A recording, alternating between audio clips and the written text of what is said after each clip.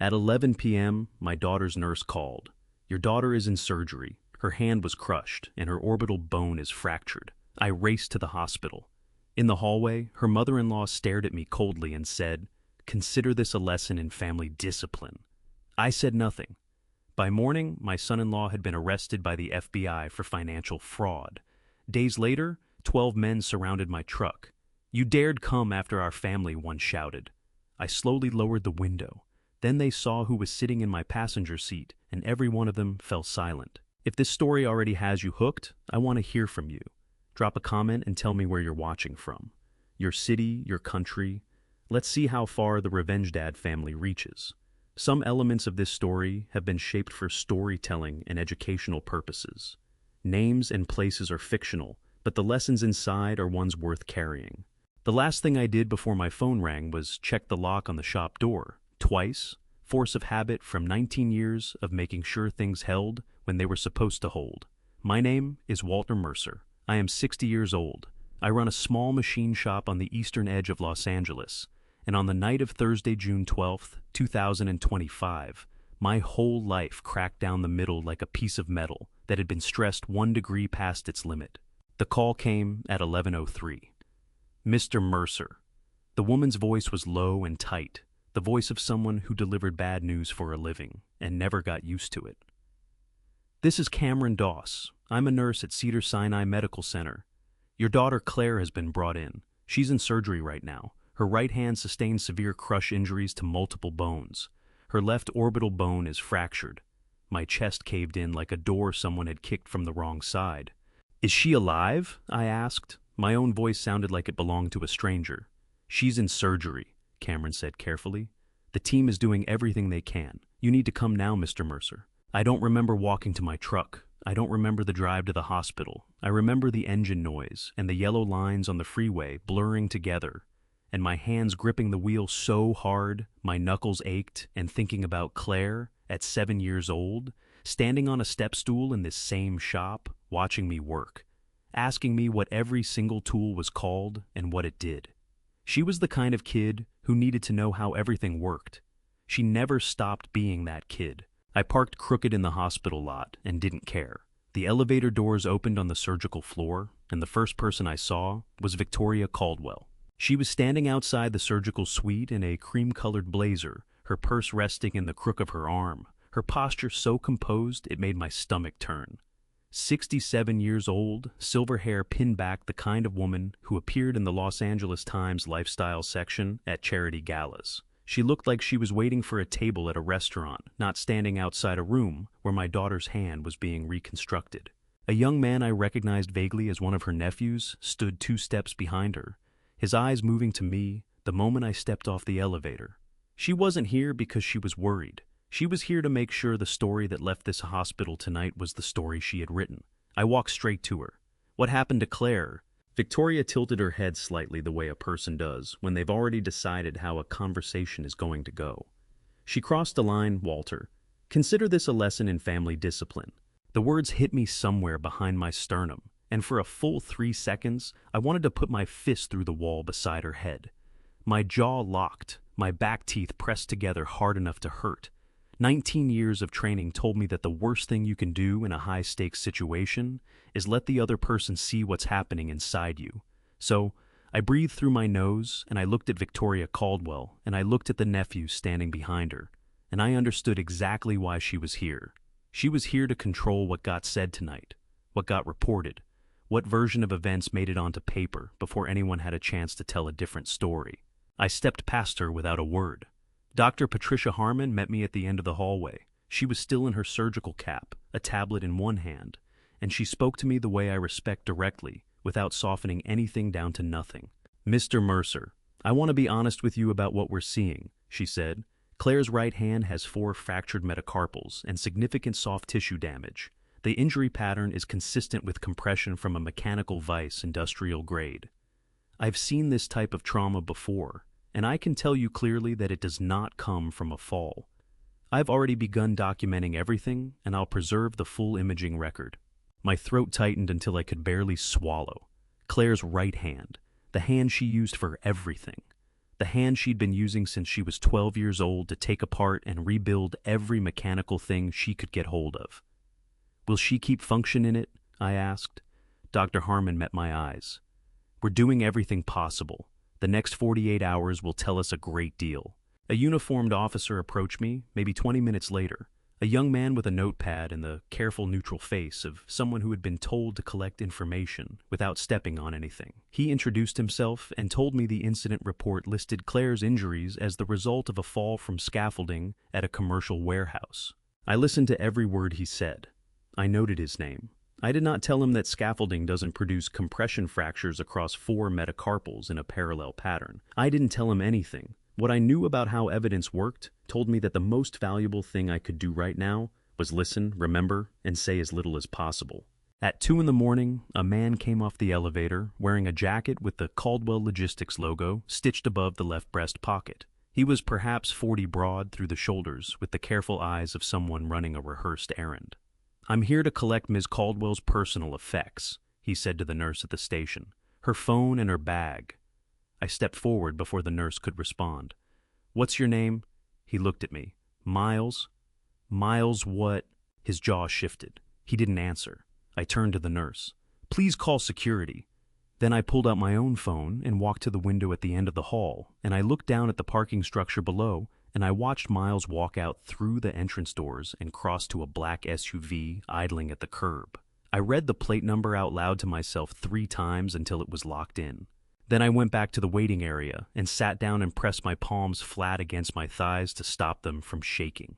Close to 4 in the morning, Cameron Doss came to find me. She was carrying a small plastic bag with Claire's personal items, her keys, her earrings, her phone. The screen on the phone was shattered a spider web of cracks across the glass, but when I pressed the side button, it lit up. There were no missed calls. There was one outgoing text sent to my number at 9:41 that evening. 3 words, Mom's box. My breath left my body all at once. I sat there in that plastic waiting room chair and stared at those 2 words until my eyes burned and the whole shape of the night rearranged itself around them. Claire hadn't sent that message in a panic. She had sent it because she had planned for this, because she had known before she walked into wherever she walked into tonight that something might go wrong. My daughter had left me a map. The drive home took 23 minutes. I know because I watched the clock on the dashboard the entire way, counting the minutes the way I used to count seconds before a breach, needing something concrete to hold on to, while everything else was coming apart. The streets of Los Angeles at 4 in the morning are wide and empty and honest. No traffic to hide behind, no noise to fill the silence. Just the freeway lights ticking past overhead like a metronome, keeping time for a song I didn't want to hear. I parked in my driveway and sat in the truck for a moment. My hands were still on the wheel. I made myself let go finger by finger, Mom's box. Claire had been 11 years old when Margaret and I showed her the box for the first time. I had built it myself from a piece of walnut, salvaged from a job site, dovetail joints, no nails. The lid fitted so precisely that it sealed with a soft pop of air when you closed it. Margaret had kept her most important things inside it. Letters. A photograph of her own mother. The deed to the first house we ever owned together. When Margaret died 8 years ago, Claire had sat on the floor of our bedroom for a long time, just holding that box in her lap, not opening it, just holding it. Nearly a year ago, Claire had taken the box from my house. She told me she wanted to keep it close. I thought she meant it as comfort. I had been wrong about that. The attic stairs groaned under my weight as I climbed. The box was exactly where Claire had left it on the shelf behind the old camping gear, tucked between a cardboard box of Margaret's books and a lamp I kept meaning to donate. I carried it down to the kitchen table and set it under the overhead light. My hands were steadier than they had any right to be. I opened the lid. There were no letters inside, no photographs. Margaret's things were gone, replaced by 3 items, a small flash drive in a Ziploc bag, a black composition notebook with Claire's handwriting on the cover, and a sealed envelope with my name written across the front, in the same handwriting, neat and deliberate, the way Claire wrote when she was being careful about something. My chest ached so badly I had to press my fist against my sternum and breathe through it. She had planned this. While she was sitting across from me at Sunday dinners, while she was calling me on her lunch breaks to talk about nothing in particular, she had been carrying this, whatever this was, and she had been afraid enough to build herself a dead man's switch and hide it in her mother's box. I got the old laptop from the hall closet. It was 4 years out of date and had never been connected to the internet. I used it for drafting shop invoices when I didn't want to deal with the main computer. I plugged the flash drive in and opened it without connecting to any network. The drive contained 437 files, spreadsheets, PDFs, scanned documents, transaction records, correspondence. The file names were methodical, dated, categorized, cross-referenced. Claire had been building this for months. Every file had a creation timestamp. The earliest went back 8 months. I read for 2 hours without moving from the table. What I found was not simple. The financial records showed Caldwell Logistics making payments, large ones, recurring, structured to stay just under federal reporting thresholds, to a series of vendors with addresses that, when I searched them in the notebook's handwritten index, did not appear to correspond to any real business operation. The money moved through layers. One company paid a second, the second paid a third. By the third or fourth transfer, the original source was buried under enough corporate paperwork to make a person's eyes cross. In Claire's notebook, she had mapped it by hand. Arrows connecting company names, dollar amounts circled in red, dates highlighted, and on the third page, a column of names, people inside Caldwell Logistics who appeared repeatedly in the transaction authorizations. Ethan's name was circled 3 times. I put the notebook down and pressed both hands flat on the table and stared at the ceiling until the feeling in my throat settled enough for me to breathe normally. My son-in-law, the man my daughter had been living with for 6 years, the man who had shaken my hand at their wedding and looked me in the eye. The last line in the notebook was written in a different pen, darker like she had added it later. If something happens to me, call Daniel Reeves. The name below this means find Samuel Price. Below it, in careful block letters, Samuel Price. I did not know who Samuel Price was, but I knew Daniel Reeves the way you know someone who has seen you at your absolute worst and did not look away. We had served together for 4 years. After he left the Army, Daniel had spent 2 decades building a practice in financial fraud investigation out of New York. He was 63 years old and the most careful thinker I had ever met. I called him at 6:37 in the morning. He picked up on the second ring, which meant he had been awake already, which meant some part of him had been expecting this call or one like it. "Walter." His voice was alert, no trace of sleep in it. "I need you in Los Angeles," I said.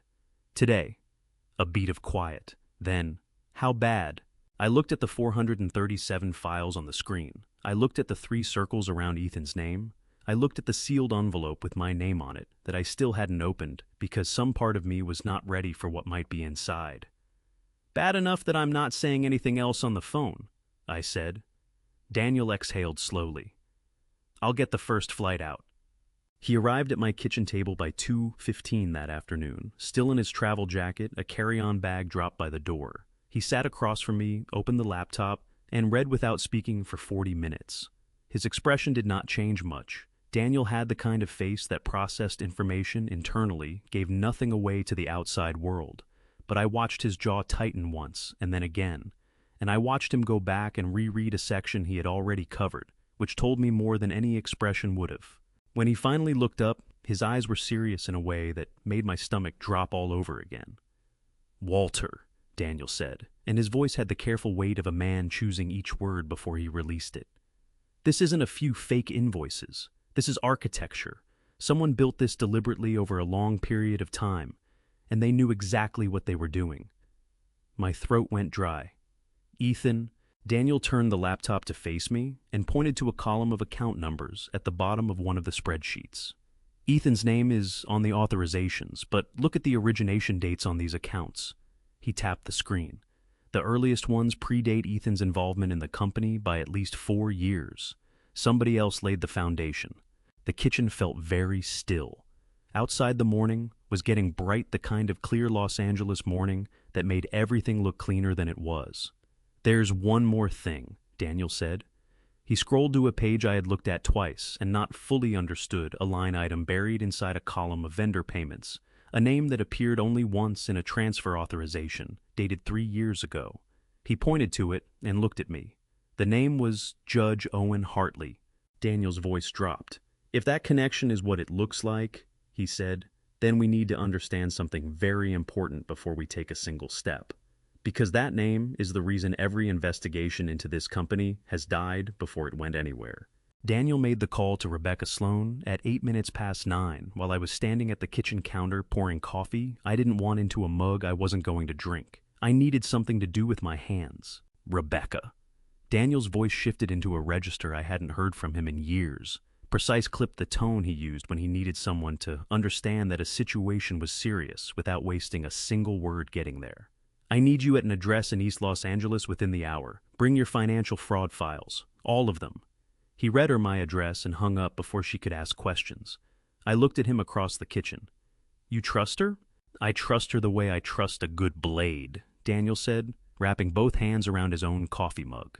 She's sharp, she doesn't bend, and she will absolutely cut you if you're careless with her. But right now, Walter Sharp is exactly what we need. Rebecca Sloan arrived 51 minutes later in a gray blazer and flat shoes, a leather document bag over one shoulder, and the expression of a woman who had already decided to take this seriously before she walked through the door. She was 51 years old, dark-haired, with the kind of focused eyes that made you feel like she was reading a contract you didn't know you'd signed. She sat at my kitchen table, opened the laptop, and spent 12 minutes going through Claire's files without saying a word. Not silent in the passive way, but concentrated, her pen moving steadily across a yellow legal pad, her lips pressed together, the way people's do when their mind is working faster than their hand can follow. Then she sat back and let out a breath that wasn't quite a sigh and wasn't quite a curse. I recognized two of these entities, she said, tapping the screen with her pen. Meridian Supply Partners and a holding company called West Coast Fulfillment Group. Her voice tightened at the edges. 3 years ago, I represented a small trucking company out of Torrance. Family operation been running for 22 years. Caldwell Logistics was their primary contract. When Caldwell stopped paying suddenly without explanation, my client couldn't make payroll, couldn't make their loan payments, lost everything in 4 months. She paused. Both of those entities appear in the payment trail that led to my client's contract being terminated. The muscle in her jaw flexed. She was angry, not the hot, impulsive kind of angry, but the cold, settled kind that doesn't go away and doesn't need to announce itself. Before we go any further, Rebecca said, straightening in her chair and looking directly at me, I need to establish something right now. Nothing in these files gets touched. Nothing gets printed from this drive without my supervision. Nothing gets sent anywhere without going through me first. Chain of custody in a federal financial fraud case is everything, Mr. Mercer. If we break it at any point, even accidentally, a good defense attorney can use that to contaminate the entire evidentiary record. Do you understand what I'm telling you? I haven't modified a single file, I said. I read them on an offline machine. Everything is exactly as Claire left it. Rebecca nodded, and something in her posture relaxed by a fraction. Good, that's very good. She turned back to the laptop and scrolled to the account origination dates Daniel had flagged the night before. She studied them for a long moment, and then she said something that felt like the floor shifting under my feet. These accounts were opened before Ethan Caldwell had any operational authority in this company. Her voice was measured, deliberate, each word placed carefully. He became COO 4 years ago. These originate 6 and 7 years back. Whoever designed this system did so before Ethan was in a position to design anything. Daniel leaned forward. The terminal accounts where the money ends up after moving through the layers. Do you see the fund designation on page 31? Rebecca navigated there. Her eyes moved across the screen. Then she went very still, and when she spoke again, her voice had dropped by half a register. This fund has Victoria Caldwell's name on the registration documents, she said. Not Ethan's, Victoria's. The name landed in the kitchen like something heavy dropped from a height. I gripped the edge of the counter behind me. My knuckles went white. All this time, I had been thinking about Ethan, furious, at Ethan sick, at the thought of Ethan, and Ethan was just the surface layer. The woman in the cream-colored blazer who had stood outside my daughter's surgical suite at midnight and told me this was family discipline had built this whole machine herself 15 years ago and handed it to her son like an inheritance. My voice came out rougher than I intended. Can you take this to the FBI? Rebecca looked at me with an expression that was careful and precise. The FBI field office here in Los Angeles already has an open investigation into Caldwell Logistics, she said. They've been building their case for over a year. but they've been missing the internal documentation, the records that tie the shell companies directly to the operating accounts from inside the company. What Claire collected is exactly that. This gives them probable cause to move on an arrest warrant. She paused. I've worked with the lead agent on financial cases before. I've brought evidence to federal investigators through proper channels before as counsel for a cooperating source. I know exactly how to walk this in without contaminating what they have already built. I'll make the call today. Everything goes through me. Nothing direct, nothing informal. That's non-negotiable. I nodded. My throat felt like it had something lodged in it that wouldn't move. We drove to the hospital together, Daniel and I walked back into Cedars-Sinai just before noon. Victoria was still there. Of course she was still there, standing near the family waiting area, with a phone pressed to her ear, and the nephew hovering 6 feet away, like a man who had been told to stay close, but not close enough to hear anything. She saw me come off the elevator and ended her call. "Where did you go this morning?" she asked, and there was something underneath the politeness of the question. Something probing, like she was testing the temperature of a room before deciding how to behave in it. "Fed the dog," I said. She studied me for a moment with those flat, composed eyes, and I met her gaze and held it and thought about what Rebecca had just told me, and thought about the fund with Victoria's name on the registration documents, and thought about 15 years of architecture built on other people's money and other people's ruin. I kept my face completely still. I had learned how to do that in places a lot more dangerous than a hospital hallway. At 9:46 that morning, I know the exact time, because I was looking at the clock above the elevator when it happened. Victoria's phone rang. She answered it. Whatever she heard made her close her eyes for exactly 2 seconds. Then her nephew stepped close and said something directly into her ear very quietly, and the color in her face went from composed to something I could only describe as controlled panic. She lowered the phone. She turned and looked straight at me. "What did you do?" Her voice was still quiet, but the composure was cracking at the seams now, and underneath it was something I recognized, the sound of a person who has just realized that the situation they thought they were managing has slipped entirely out of their hands. I raised my eyebrows slightly. "I've been at the hospital since midnight, Victoria. You've seen me." "Ethan was just arrested," she said. I let the words sit in the air between us. I did not smile. I did not react. I just looked at her the way I used to look at a door I was about to breach, calm, focused, already thinking 3 steps ahead. "I'm sorry to hear that," I said, and I walked back toward the surgical wing to ask the nurse about Claire.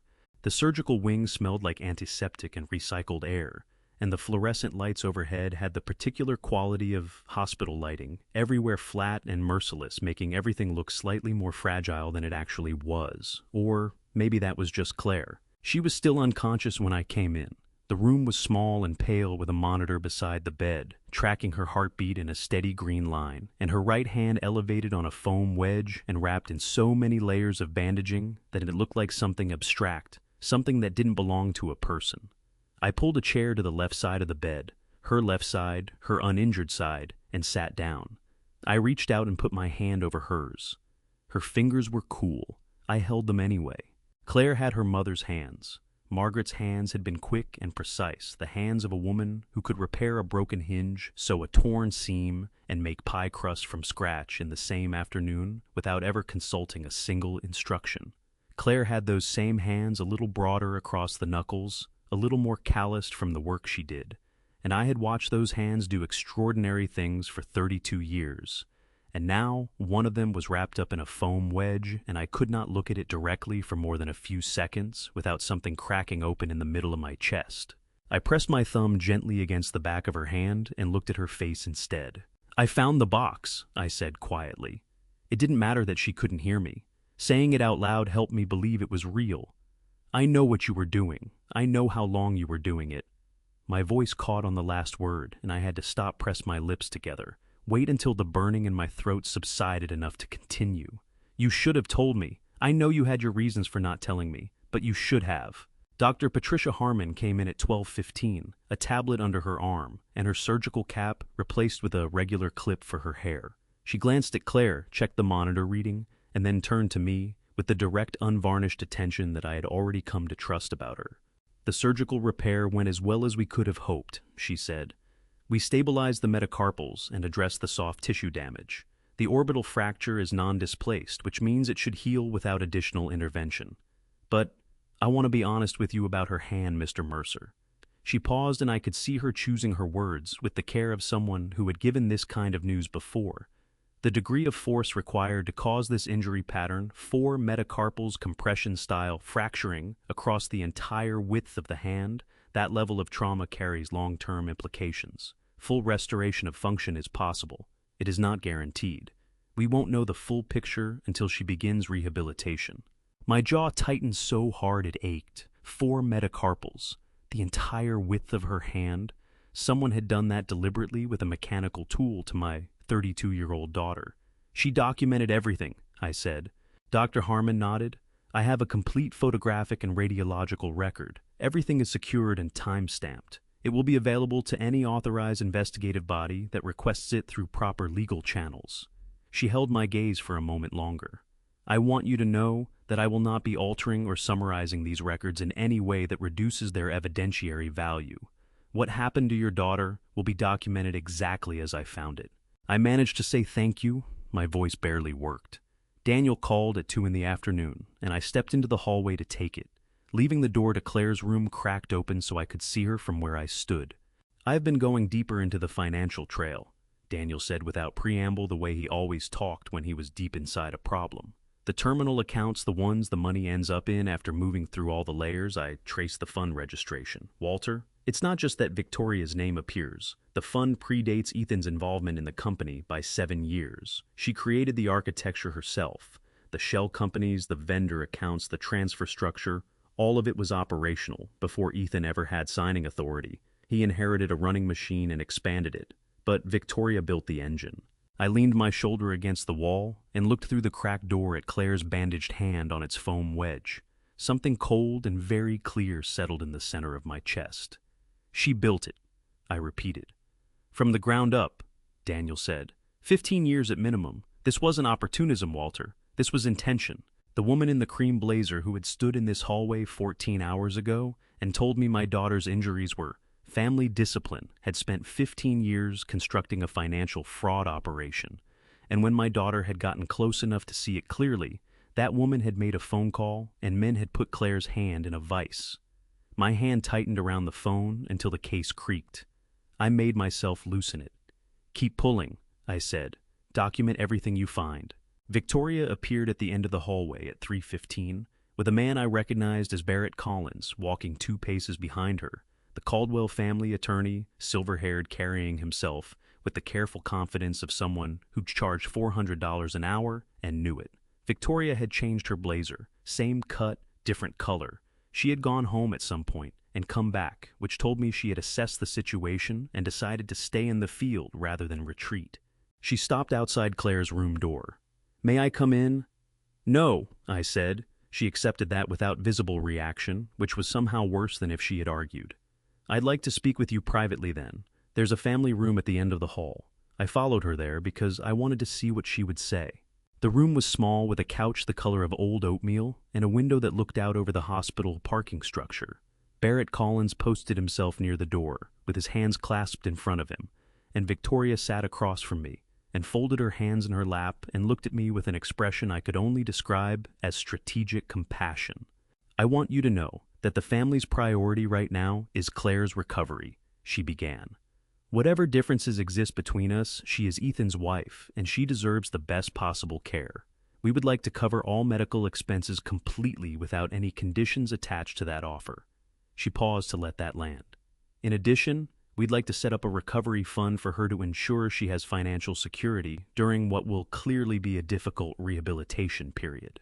And naturally, once Ethan's legal situation is resolved, we anticipate things returning to a stable place for everyone." She said it the way a person reads from a document they've memorized smoothly, with the right pauses in the right places, the whole thing engineered to sound generous while meaning something else entirely. I looked at her. My hands rested loose on my thighs. I felt the anger moving through me like current through a wire, real live, looking for somewhere to go, and I held it exactly where it was. "That's very generous," I said. Victoria's shoulders settled slightly. The corner of her mouth moved towards something that wasn't quite a smile. I stood up. "I'll think about it," I said. and I watched her face rearrange itself into something satisfied, watched her believe right there in that pale little room that she had just handled me, and I turned and walked back down the hallway toward my daughter's room, and I felt the cold clarity in my chest sharpen into something with a definite edge. She thought silence meant surrender. 19 years of working the hardest doors in the world had taught me something different. Silence meant I was still studying. It meant I hadn't moved yet. It meant I was finding the hinges. 2 days after I walked out of that family room at Cedars-Sinai, the rumors started. I know because Rebecca called me at 7:15 on the morning of June 15th and read them to me directly the way she delivered all bad news, without softening, without preamble, just the facts laid out in front of me so I could deal with them. Someone had been busy overnight. A post on a local community forum claimed that Claire's father, a former military man with anger issues, had been pressuring his daughter to leave her husband and turn against his family for months. A second account, different username, same general narrative, appeared on a neighborhood app that covered our part of East LA. The language was careful and just vague enough to stay on the right side of defamation. Not accusations, just concerns the way a knife is just a kitchen tool until someone decides otherwise. "They're trying to reframe you," Rebecca said. "Make you the aggressor before you have a chance to establish yourself as anything else. It's a standard playbook. Introduce doubt. Early, make any evidence you present. Later, look like it comes from a vendetta rather than facts." "What do we do about it?" I asked. "Nothing," she said, and her voice was firm on it. "You respond to none of it. You contact no one. You let me handle anything that comes through legal channels. The moment you engage with any of this publicly, you hand them exactly what they want." I hung up and went to the shop. Working with my hands has always been the way I think. Not the work itself, the rhythm of it, the physical reality of metal under your fingers. The way a problem that seems impossible from the outside reveals its logic, once you're close enough to see where the tolerances are. I was in the middle of a storm door frame I'd been fabricating for a client in Pasadena when the knock came at the front. 2 officers, one I recognized from the precinct that covered our street, the other was younger, with a notepad already out. Mr. Mercer. The older one had a face I'd seen before, not hostile, just professionally careful. "We received a tip this morning about a possible unregistered firearm on this property. We have a warrant to search the premises." I held out my hand. "Let me see it." He passed me the document. I read every line. It was properly issued, signed by a duty judge at 6:47 that morning, specific in its scope, the shop building, and the attached storage area. Everything in order. I stepped back and let them in. Then I walked to the corner of the shop and called Rebecca. She picked up before the second ring. "What happened?" "Police are here with a search warrant," I said. "Tip about an unregistered firearm." I heard the sharp intake of breath and then the sound of her already moving, already thinking. "Don't touch anything. Don't go into the storage area. Stand where they can see you and don't leave the building. I'm on my way." Rebecca arrived in 14 minutes, which told me she had driven in a way her parking tickets would reflect later.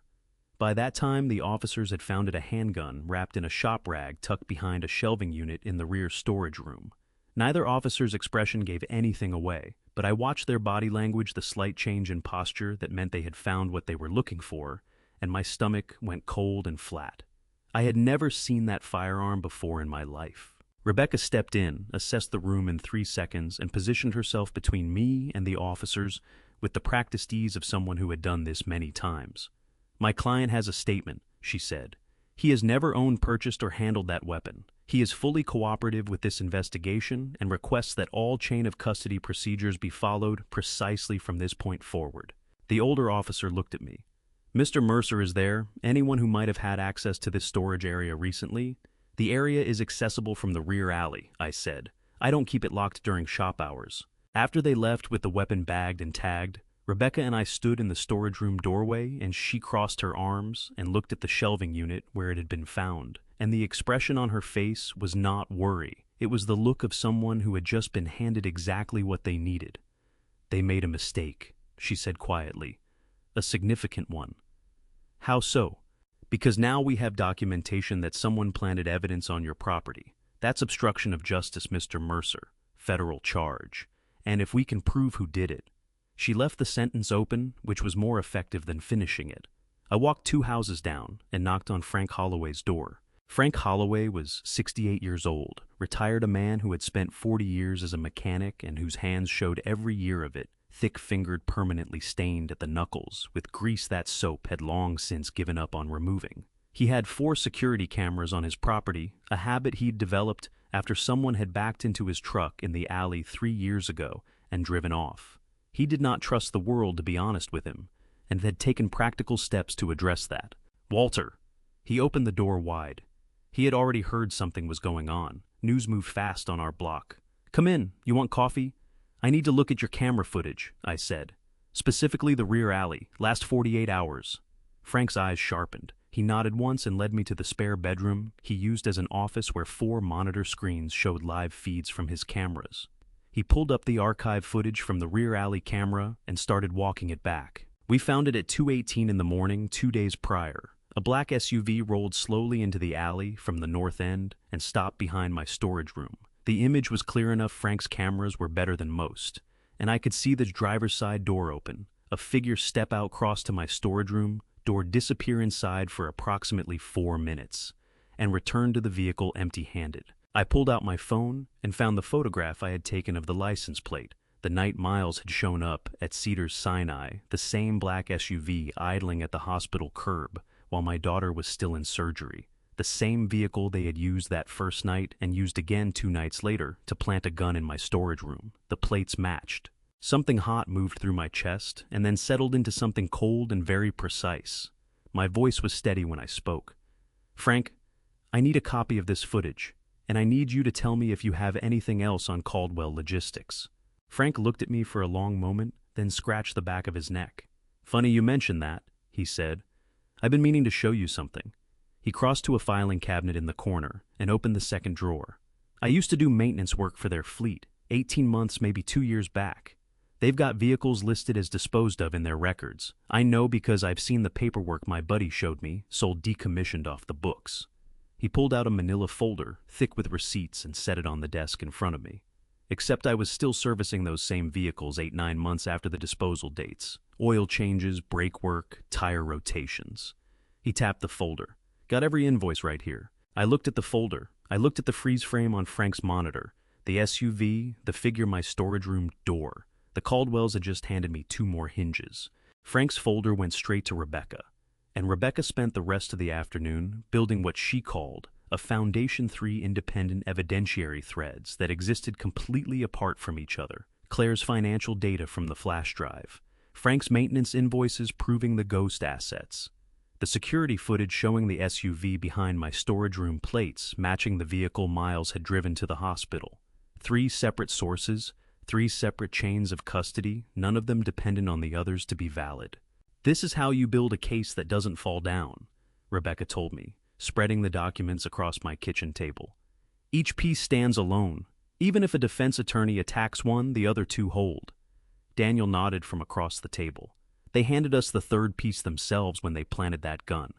People who think they're untouchable get sloppy," Rebecca said. "They've been untouchable for 15 years. That does something to a person's judgment." I left them working and drove to the hospital. The evening light over Los Angeles was the color it gets in June, amber and hazy, the kind of light that makes the city look softer than it is. I parked and walked through the familiar sliding doors, past the nursing station, where Cameron Doss gave me a small nod, and down the corridor to Claire's room. She was awake. Not fully. Her eyes were at half-mast, heavy with medication, blinking slowly against the light.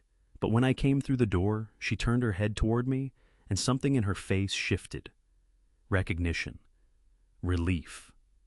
The particular way a child looks at a parent when they have been afraid and the person they needed most has finally walked into the room. My throat closed completely. I crossed to her left side and pulled the chair close and sat down and took her hand, and she curled her fingers around mine with a grip that was weak but deliberate, and I had to press my lips together hard and look at the ceiling for a moment because I was not going to fall apart in front of her. She needed me steady. I could fall apart later in the truck where no one could see it. "Hey, sweetheart," I managed. Her lips moved. Her voice came out as a dry whisper, rough from the breathing tube they'd used during surgery. "Dad, I'm here," I said. "I've been here." She blinked. Her eyes moved to her bandaged right hand on its foam wedge, and something crossed her face, a flinch, a flash of grief so raw and unguarded that it hit me like a physical impact in the center of my chest. Then she pulled her gaze back to me, and I could see her working to focus, pushing through the medication fog, with the same stubborn determination she'd had since she was 4 years old, and decided she was going to learn to ride a bike in one afternoon, no matter how many times she fell. Her fingers tightened around mine. "Samuel," she whispered. I leaned closer. "What?" Her jaw worked. She swallowed with effort, and her voice came out thin but clear. "Samuel Price." A pause. Each word cost her something. "Find him." I kept my voice even. "Who is Samuel Price, Claire?" But her eyes were already closing again, the medication pulling her back under before she could answer, her grip on my hand going loose. Within 30 seconds, her breathing had evened out into sleep. I sat there for a long time, without moving, her hand still resting in mine, the monitor beside her tracing its steady green line across the screen. My mind was running fast and quiet, the way it did when a problem had just revealed an entirely new dimension. Samuel Price. She had risked everything to say that name before she went under again. That meant it mattered more than anything else she could have said. I walked back to the nursing station and found Rebecca's number and called her while I was still in the corridor. She answered on the first ring. I said the name. The pause on her end lasted exactly 3 seconds, long enough to tell me she recognized it, and when she spoke again, her voice had dropped into a register I hadn't heard from her before. "Walter," she said carefully. "6 years ago, Caldwell Logistics filed a missing persons report on a former employee. His car was found in a drainage canal on the east side of the county. There was no body." Another pause. "His name was Samuel Price." Rebecca had more by morning. She called at 6:42, while I was already dressed and standing at the kitchen counter, too wound up to sit, too tired to do anything useful. 6 years ago, Samuel Price had been the internal auditor at Caldwell Logistics, the person responsible for reviewing the company's own financial records and flagging irregularities. He had held the position for 3 years. Then, on a Tuesday night in November, his car had been found at the edge of a drainage canal on the eastern outskirts of Los Angeles County. Driver's side door open, keys still in the ignition. No Samuel Price. The sheriff's department had worked the case for 4 months. No body was recovered. No evidence of foul play was conclusively established. The file had eventually been reclassified as a presumed accidental drowning and shelved. "Claire left an address in the notebook," Rebecca said. "Page 41. I missed it the first time because she wrote it in the margin very small next to a column of account numbers. I had the notebook in front of me before she finished the sentence. Page 41, bottom margin. Pencil the handwriting slightly smaller than her normal size, the way Claire wrote when she was being careful about something she didn't want to be obvious. An address in Fresno. "I'm going alone," I said. Rebecca started to object. I had already picked up my keys. The drive to Fresno from East Los Angeles takes just under 4 hours on a clear morning, straight up the 5 through the Central Valley. I have made that drive many times over the years, and I have never once found it beautiful. It is flat and agricultural and relentless, the kind of landscape that measures distance honestly, without offering anything to look at while you cover it. I was grateful for that this morning. I didn't want scenery. I wanted the miles to go by, and my mind to stay quiet, and I wanted to knock on whatever door was at the end of this address and find out if my daughter had nearly gotten herself killed for a ghost or for a man. The address was a second-floor apartment in a low building, set back from a quiet street in a part of Fresno that had neither good nor bad qualities worth mentioning, the kind of neighborhood that exists specifically to not be noticed. The parking lot held a dozen cars none knew, and the exterior staircase was metal and practical, the kind that announced your approach with every step. I knocked. 30 seconds. Then the sound of movement inside, careful measured the way a person moves when they are deciding whether to answer before they commit to it. The door opened, 6 inches chain still on. The man looking at me through the gap was 58 years old, though he looked older than that. Medium height, gray at the temples, with a particular leanness of someone who had been eating functionally rather than well for a long time. His eyes were sharp and cautious and exhausted all at once, the eyes of a man who had been waiting for a knock on his door for 6 years, without ever being sure whether it would be one he wanted to answer. I held up the photograph I had taken of Claire's right hand at the hospital, the one showing the extent of the bandaging, the elevation wedge, the IV line. I held it where he could see it through the gap, and I did not say anything. Samuel Price looked at the photograph. His jaw tightened. His hand on the edge of the door went rigid, knuckles pressing white against the wood, and for a moment his eyes closed and his whole face contracted with something that was too complicated to be just one thing: guilt and grief and recognition, all arriving at the same instant. He took the chain off. The apartment was small and deliberately sparse: a couch, a table, 2 chairs, a single shelf of paperback books. No computer, no television, nothing with a screen.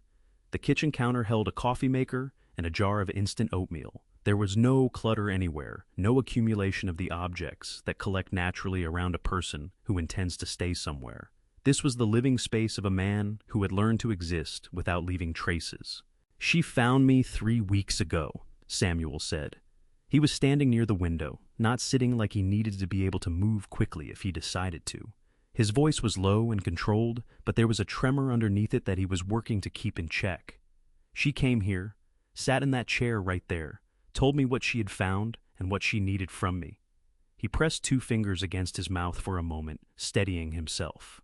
"I told her I needed time to think. She said she understood. She left me her number." His voice broke on the last word, and he turned toward the window so I couldn't see his face. His shoulders rose and fell once hard. 3 weeks. I spent 3 weeks thinking about it, and now she's in a hospital bed because I didn't move fast enough. "And this is not on you," I said. He turned back. His eyes were wet at the corners, and his jaw was set hard against it the way a man looks when he is furious at himself for showing emotion and showing it anyway. "She found me through a guy I knew before," he said. "Old friend from before Caldwell. We grew up together. He's been in Bakersfield for 20 years. He didn't know anything. He just knew I was alive, and he kept that to himself because I asked him to." Samuel wiped the back of his hand roughly across one eye. "Caldwell doesn't know about him. They never would have looked there. How have you been living?" I asked. "Cash," he said flatly. "I do HVAC work, small jobs, private homeowners, word of mouth only. No bank account, no credit card, no phone registered to my name. If you don't exist in a database, you're very difficult to find." He pulled in a breath. "I watched 3 people try to rebuild their lives after Caldwell destroyed them. I knew what I'd found inside those books. I knew what would happen if they found out I'd found it." He crossed to the kitchen counter and opened the cabinet above the coffee maker. On the top shelf behind a box of crackers was a hard drive in a Ziploc bag, the same kind of bag Claire had used for the flash drive in the box. He set it on the table between us. "I copied everything before I ran," Samuel said, and his voice had steadied into something flat and deliberate, a man making a decision out loud so he couldn't take it back. 3 years of their original records, the accounts before Ethan ever touched them, the transfers Victoria authorized directly, the companies she set up. He looked at the hard drive, then at me. 6 years I've been sitting on this, waiting for someone to come through that door who wasn't going to make things worse.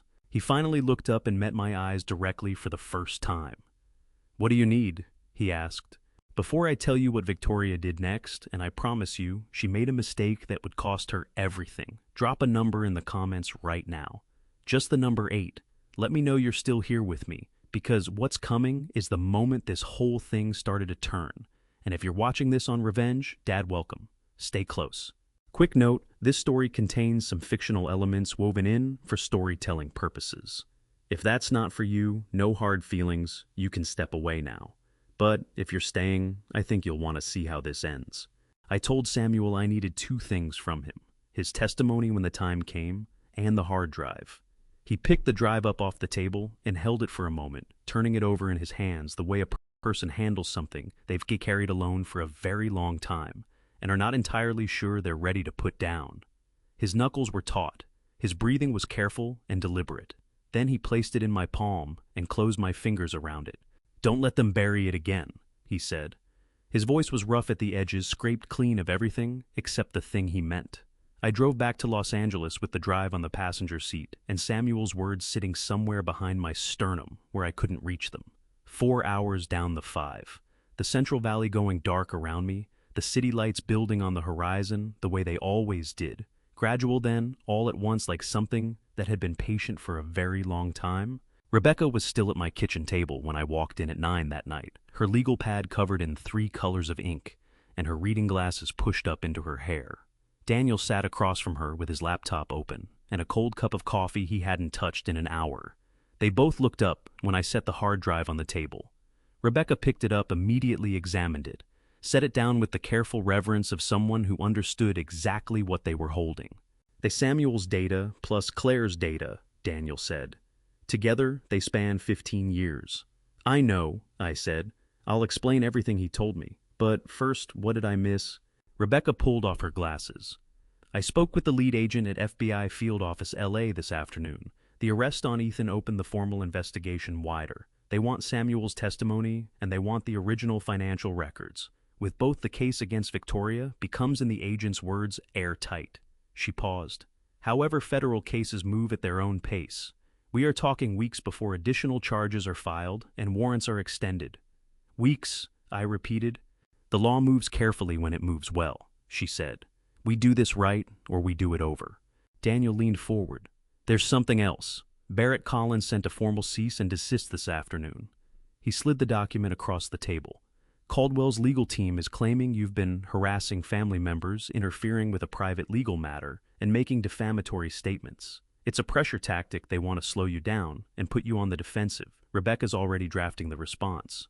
I read the letter once, set it down, and felt the particular kind of anger that doesn't flare up, but settles in cold and permanent and useful. "Let them file whatever they want," I said. That night, I ate something I didn't taste and went to bed without sleeping and lay in the dark listening to the neighborhood and thinking about the 15-year span of financial records now sitting in 2 separate drives on my kitchen table. Claire had built her half from the inside, one document at a time, over 8 months, knowing the whole time what it might cost her. Samuel had built his half in a single desperate night 6 years ago, and then carried it alone into a life without a name. 2 people had done extraordinary things, and I had almost been too late to find either of them. My phone buzzed at 11:47. The number was Miles Garrettson's. I recognized it because I had looked it up 3 days ago and noted it the way I noted everything, precisely, without assuming I'd need it, and without assuming I wouldn't. The message read, "Bring Samuel to me. What happened to Claire ends here."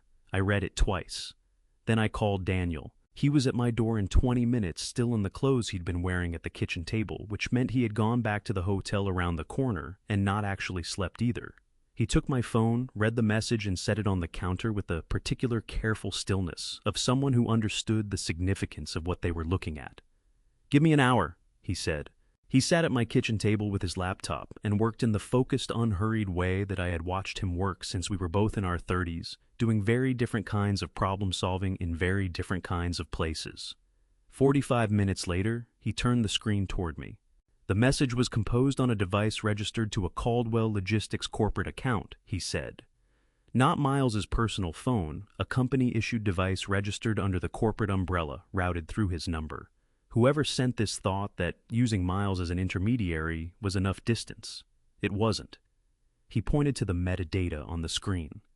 "This is traceable, and the content demanding you produce a witness who is material to an active federal investigation constitutes witness tampering under 18 United States Code, Section 1512, federal felony."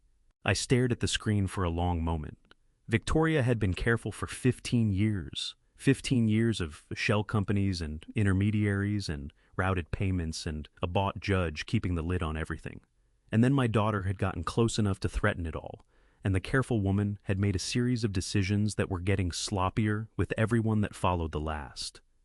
"She confirmed Samuel is alive," I said. "In writing, on a traceable device." Daniel nodded. "She just told us she knows exactly who we have and exactly why she's afraid of him." I forwarded the message to Rebecca with a single line. "Need you to see this tonight." Her response came back in 4 minutes, already on it. "Don't reply to that number." I set my phone down on the counter and looked out the kitchen window at the dark street and thought about what came next. The law was moving. The evidence was building. But there was a piece still missing. Not a document, not a recording, not a financial record. Something else? Something that would make Victoria understand in a way no filing could accomplish that the walls she had built around herself for 15 years were already coming down. I turned back to Daniel. "Tell me about Robert Hargrove," I said. Daniel looked at me across the kitchen, and something shifted in his expression. Not surprise, but the look of a man who had been waiting to hear a particular name spoken, and had just heard it. "Hargrove," he said slowly. "Walter, that man has been retired for 3 years. I know, I said.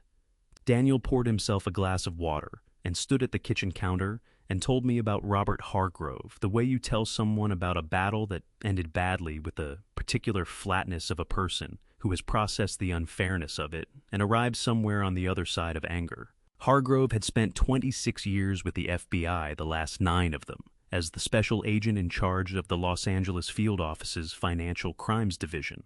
He was the kind of investigator, Daniel said, who built cases the way a good engineer builds a bridge from the foundation up. Every component load-tested before the next one was added, no shortcuts taken, because shortcuts were how bridges fell. 12 years ago, Hargrove had opened an investigation into Caldwell Logistics that had taken 2 years of work and the full resources of his team to construct.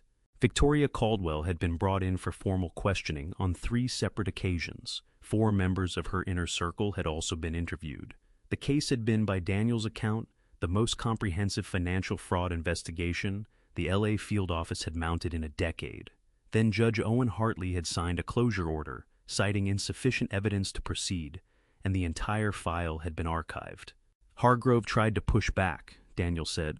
He filed internal objections. He requested a review. He was told the judge's determination was final, and that continuing to pursue the matter would constitute harassment of a private citizen. He set his glass down. 6 months after the case was closed, Hargrove applied for early retirement. He was 59 years old. The kitchen was very quiet. Outside, the first light of morning was beginning to gray the edges of the window. He quit because of it, I said. He left because staying meant working inside a system that had just told him a bought judge's signature was more valid than 2 years of his work, Daniel said. There's a difference. I thought about that for a moment. Then I said, can Rebecca reach him?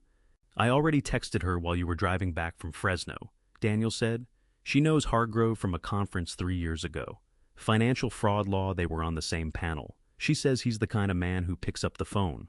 Rebecca made the call at 8:15 that morning. Hargrove agreed to meet by 9. He came to my shop, which was his suggestion. He said he preferred to meet in places that weren't restaurants or offices, places where a conversation could look like anything. He was 64 years old, taller than I expected, with the broad shoulders of someone who had once been physically imposing and hadn't entirely stopped being so. His hair was white and cut short, and his handshake was the kind that tells you something true about a person, firm, complete, no performance in it. He sat at the work table I used for drafts and drawings, and Rebecca laid the case out for him in the clear, structured way she presented everything, while Daniel added the financial analysis where it was needed, and I sat across from them and watched Hargrove's face. He listened without interrupting. He asked 2 clarifying questions, both of them precise and aimed at the exact details I would have asked about myself. And then Rebecca slid the page with Samuel Price's name across the table, and something happened to Robert Hargrove's face that I had not expected. He went very still. Not the stillness of a man who didn't recognize the name. The stillness of a man who recognized it so completely that his body needed a moment to absorb the impact of hearing it again after a long time. His jaw set. His eyes moved to the page and stayed there, and he breathed once through his nose, slowly, the way a person breathes when they are deciding how to handle something, before they respond to it out loud. Daniel caught it. I saw his eyes move to me briefly, and I gave the smallest shake of my head. Not yet. Finally, Hargrove looked up. I looked for him, he said.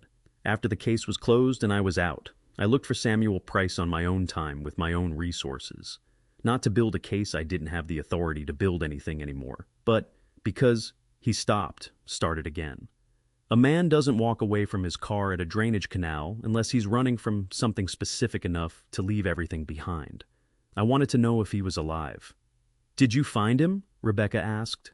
No, Hargrove said. He was careful, more careful than most. No financial footprint, no digital trace, nothing. He paused. But I kept the file. Everything from the original investigation, the full 2 years of work.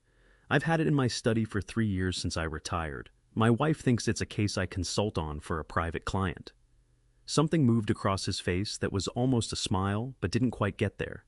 She's not entirely wrong. He looked at me directly, then the way he'd been looking at everyone else, but hadn't looked at me yet, and I understood that he'd been assessing me the whole time, not from suspicion, but from the same habit of careful evaluation that had made him good at what he'd done for 26 years. What do you need from me? He asked. It was the same question Samuel had asked in Fresno, in a small apartment with the curtains drawn. Two different men, who had both been stopped short by the same wall, asking the same question from very different kinds of patients. "I need them to see your face," I said. "That's all. Not testimony, not documents, just your face in the right place at the right time." Hargrove looked at me for a long moment. Then he nodded once slowly, like a man closing a door he'd been meaning to close for a very long time. "Tell me when," he said. Rebecca's phone buzzed as we were wrapping up, and she glanced at the screen and her expression shifted in a way I'd learned to pay attention to. Not alarm, but the focused recalibration of someone who has just received unexpected information that changes the geometry of what they were planning. She looked up at me. "Tammy Caldwell," she said. "She wants to meet." The name hung in the air of my shop for a moment. Ethan's younger sister, 29 years old, a woman who had grown up inside the same machine Victoria had built, and had by all accounts learned to navigate it by keeping her head down and her mouth shut. I looked at Rebecca. "Set it up," I said. The coffee shop in Silver Lake was the kind of place that tried very hard to look like it wasn't trying, exposed brick mismatched chairs, a chalkboard menu, with prices that assumed a certain kind of income. Rebecca had chosen it, which meant she had chosen it for a reason. Neutral territory, public enough to be safe, quiet enough to have a real conversation. I sat at a corner table with a clear sightline to the door and watched Tammy Caldwell walk in. She was 29 years old, and she looked younger than that and older than that, simultaneously the particular combination that comes from growing up with money and growing up afraid at the same time. She was slight dark-haired, like her brother, dressed in the kind of careful, understated clothes that people wear when they want to take up as little space as possible. She scanned the room. When she entered, found Rebecca and walked toward her with her arms crossed over her chest, the way people do when they are holding themselves together by conscious effort. She sat down across from Rebecca. Her eyes moved to me once briefly, and I nodded at her, and she looked away. Her hands on the table were shaking, not trembling, shaking visibly the way hands shake when the adrenaline has been running too long and the body is starting to present the bill. She pressed them flat against the tabletop, and that helped some, but not entirely. "I've been sitting on this for 4 days," she said. Her voice was tight and thin. "Since I saw Claire in that hospital room, I walked in to bring flowers because my mother told me to, and I stood there looking at her hand and She stopped. Her jaw worked. Her eyes filled, and she blinked hard twice, refusing to let it happen here. I couldn't finish the sentence I'd been rehearsing. I just left the flowers and walked out and sat in my car in the parking garage for 40 minutes and couldn't make myself start the engine." Rebecca leaned forward slightly. "You did the right thing calling me." "I don't know what I did," Tammy said. "I know what I have." She reached into her bag and set a phone on the table between them. Older model. The screen scratched at one corner, the case worn at the edges from handling. "It's my mother's, an old one. She replaced it 2 years ago. She thinks she wiped it before she gave it to me to dispose of. She didn't wipe it completely." Rebecca picked it up with 2 fingers, careful, and set it in an evidence bag she had brought without making a production of producing it. "Why did you keep it?" Rebecca asked. Tammy's chin came up slightly, the first moment of something harder beneath the fear. "Because she used that phone to send me instructions, documents to sign, transfers to authorize, things I didn't understand and was told not to ask about." Her voice steadied as she spoke, like someone who had rehearsed this part. "I kept it because I was afraid that someday someone would look at my signature on those documents and I'd have no way to show that I was told to sign them without being told what they were. I kept it to protect myself, not her." Daniel had the data recovered within 2 hours of us returning to the shop. The phone had not been wiped, it had been reset to factory settings, which is not the same thing, and a man with Daniel's background knew exactly where the difference lived. The messages came back in fragments at first, then in sequence. I was standing at the kitchen counter when Daniel read the first one out loud. "Handle the Claire problem before she takes the books outside. Victoria to Ethan, time-stamped 3 weeks before Claire was admitted to Cedars-Sinai." The second one landed harder. "The old auditor. Make sure that thread stays buried." My hand gripped the edge of the counter so tightly that the pain registered somewhere distant and unimportant. The old auditor. Samuel Price. Buried. She had known he was out there. She had been managing that knowledge for 6 years, paying it forward in the tin can currency of silence and fear. And when Claire had pulled on the same thread, Victoria had done what she always did. She had made a phone call and let other people bear the cost. I walked outside. The evening air in East LA smelled like car exhaust and someone's dinner cooking 3 houses down, and I stood on the sidewalk and looked at the darkening sky and breathed until the thing in my chest that wanted to break something settled back into its corner. Daniel came out and stood beside me. He put his hands in his pockets and looked at the same piece of sky and didn't say anything immediately, which was one of the things I had always valued about him. He understood that some moments needed to be inhabited before they needed to be discussed.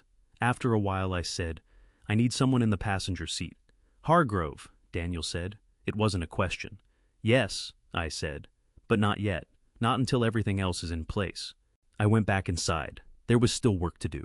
We met at my shop the next morning, all 4 of us for the first time in the same room at the same time. Daniel arrived first, already on his 2nd cup of coffee, his laptop open on the work table with 3 windows running simultaneously. Rebecca came 7 minutes later, document bag over one shoulder, legal pad in hand, moving with the focused economy of someone who had already been thinking for 2 hours before she walked through the door. Hargrove came last, punctual to the minute, with the unhurried bearing of a man who had spent decades arriving at difficult situations and had learned that composure was a form of preparation. I had pushed the shop's center work table clear and pulled 4 chairs around it. The morning light came through the high windows at a flat angle, the kind of light that showed everything exactly as it was. There was coffee.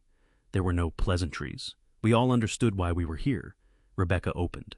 "We have 3 independent evidentiary threads that are each strong enough to stand alone in a federal proceeding," she said, laying the documents out across the table as she spoke.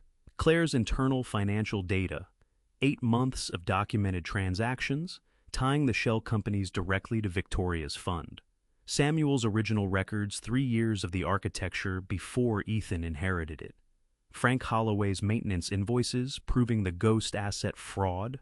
On top of that, we have footage of the evidence plant device metadata establishing witness tampering, and Tammy's recovered messages showing direct instruction from Victoria."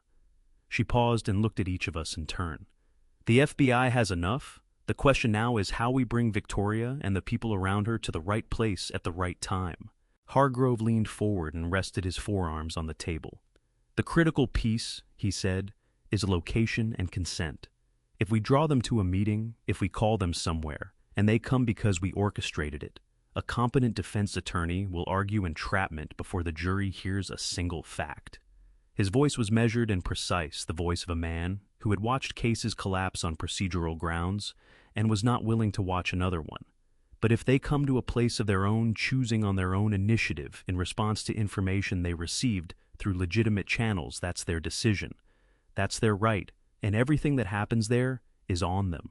"So, we give them a reason to move," Daniel said. "We give them a reason they believe," Hargrove said. "There's a difference." Rebecca was already writing. Barrett Collins is still Caldwell's attorney of record, even if he's been pulling back from active involvement. I send a formal notification through proper legal channels, a letter advising that a material witness in the federal investigation is being relocated outside California for safety reasons prior to formal deposition next Thursday. She looked up. "Victoria gets that information from Collins. It's credible because it comes through a legal channel. It's urgent because it has a deadline. And it tells her exactly what she's afraid of, that Samuel is about to become officially unreachable." "She'll move fast," Daniel said. "She's been moving sloppy for 10 days, I said. "Fast and sloppy together is what we need." Hargrove nodded. "I'll coordinate with the field office through Rebecca.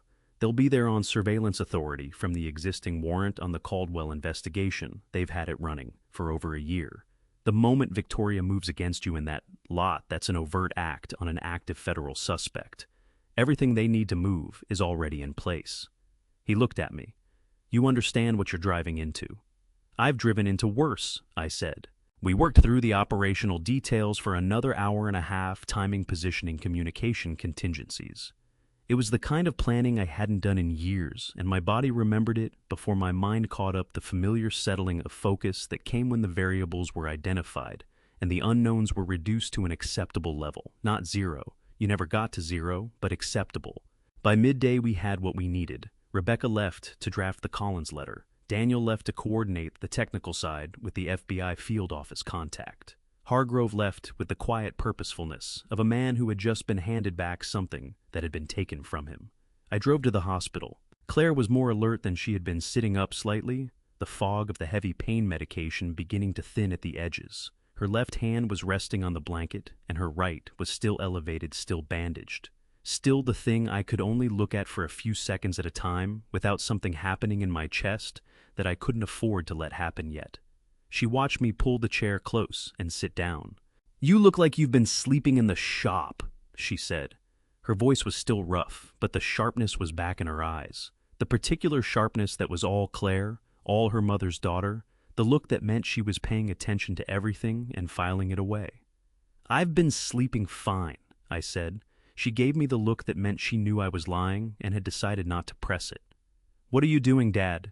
I looked at my daughter, at the lines of pain around her eyes, at the careful way she held herself to avoid jarring her right side, at the unbandaged fingers of her left hand that were curled loosely against the blanket, the way they had curled against my hand when she was small and had fallen asleep in the car and I'd carried her inside.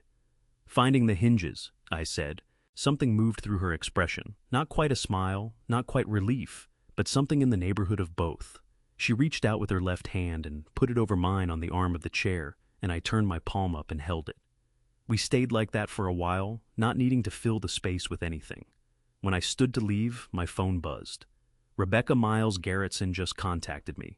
Says he has information about the warehouse. Wants to talk. I read it twice. Miles, the man whose number had been used for Victoria's witness tampering message, the man whose car had been caught on Frank's camera at 2:18 in the morning, the man who had shown up at Cedars-Sinai with a logo on his jacket and left without answering a single question. The first hinge was already moving. I typed back, "Set it up.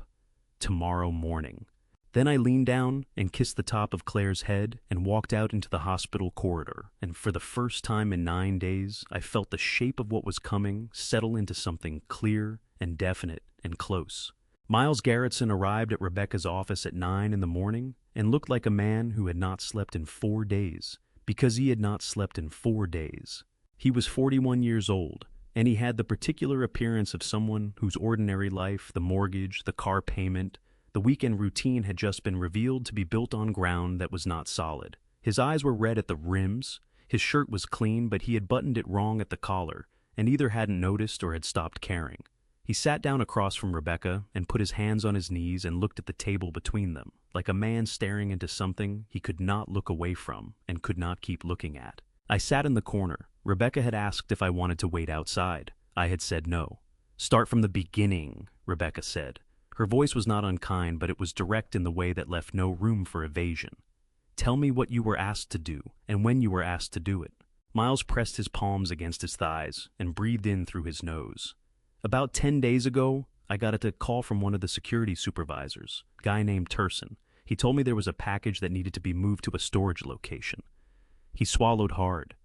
"He said it was sensitive company documents that needed to be kept off-site temporarily. He gave me an address and a time. 2 in the morning. "And you didn't ask what was in the package," Rebecca said. I asked. Miles's voice cracked on the word, and he stopped and his jaw worked for a moment. "He said it was above my clearance level, and He stopped again. His hands came up off his knees and pressed against his face, fingers digging into his eye sockets, and a sound came out of him that was not quite a sob, but was not far from one. "I needed the job. I have 2 kids. I told myself it was paperwork. I told myself it was nothing."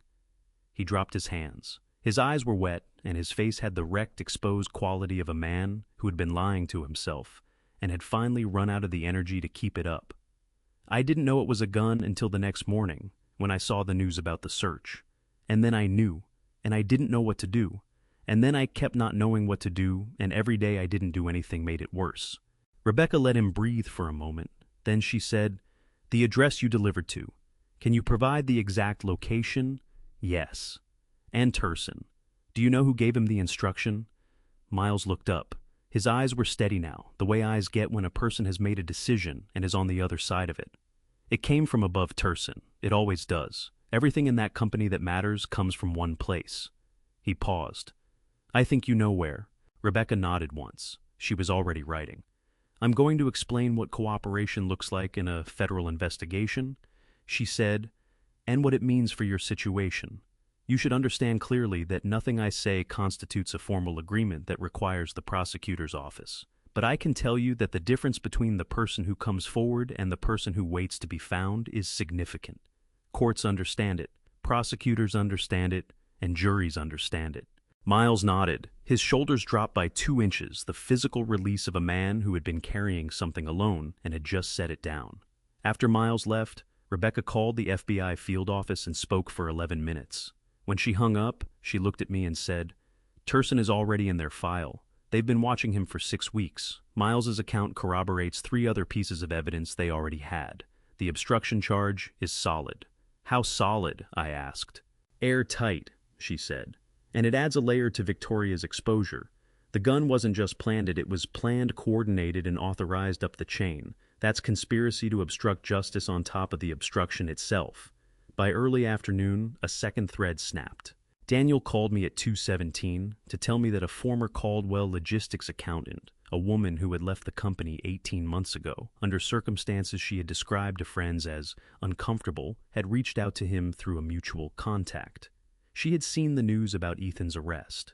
She wanted to talk before someone else did. She had spent the morning, she said, trying to decide whether loyalty to a former employer or loyalty to herself was the more rational choice, and had concluded that the question answered itself. She confirmed in a recorded call with Daniel and a federal investigator on the line that the transaction records in Claire's data were accurate.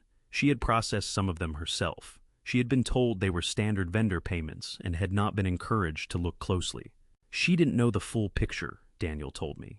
But what she knew fills in 3 gaps the FBI had in their timeline: the dates, the authorization chain, and one specific transfer that had been manually rerouted. She has the original routing documentation. I was standing in my shop when Daniel told me this. The late afternoon light coming flat through the high windows the way it always did. At this hour, the familiar smell of metal and oil around me. I had built this place with my hands after 19 years of work that I was never allowed to describe to anyone. I had thought this was the end of something complicated when I came here. A simpler life.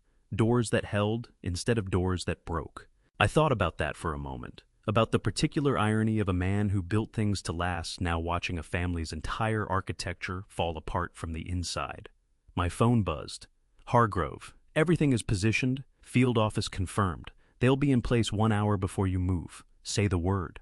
I set the phone on the workbench and stood there in the quiet of the shop and thought about Claire's hand on her foam wedge, and Victoria's face in the hospital hallway, and Samuel Price in a dim apartment in Fresno, holding a hard drive he'd carried alone for 6 years.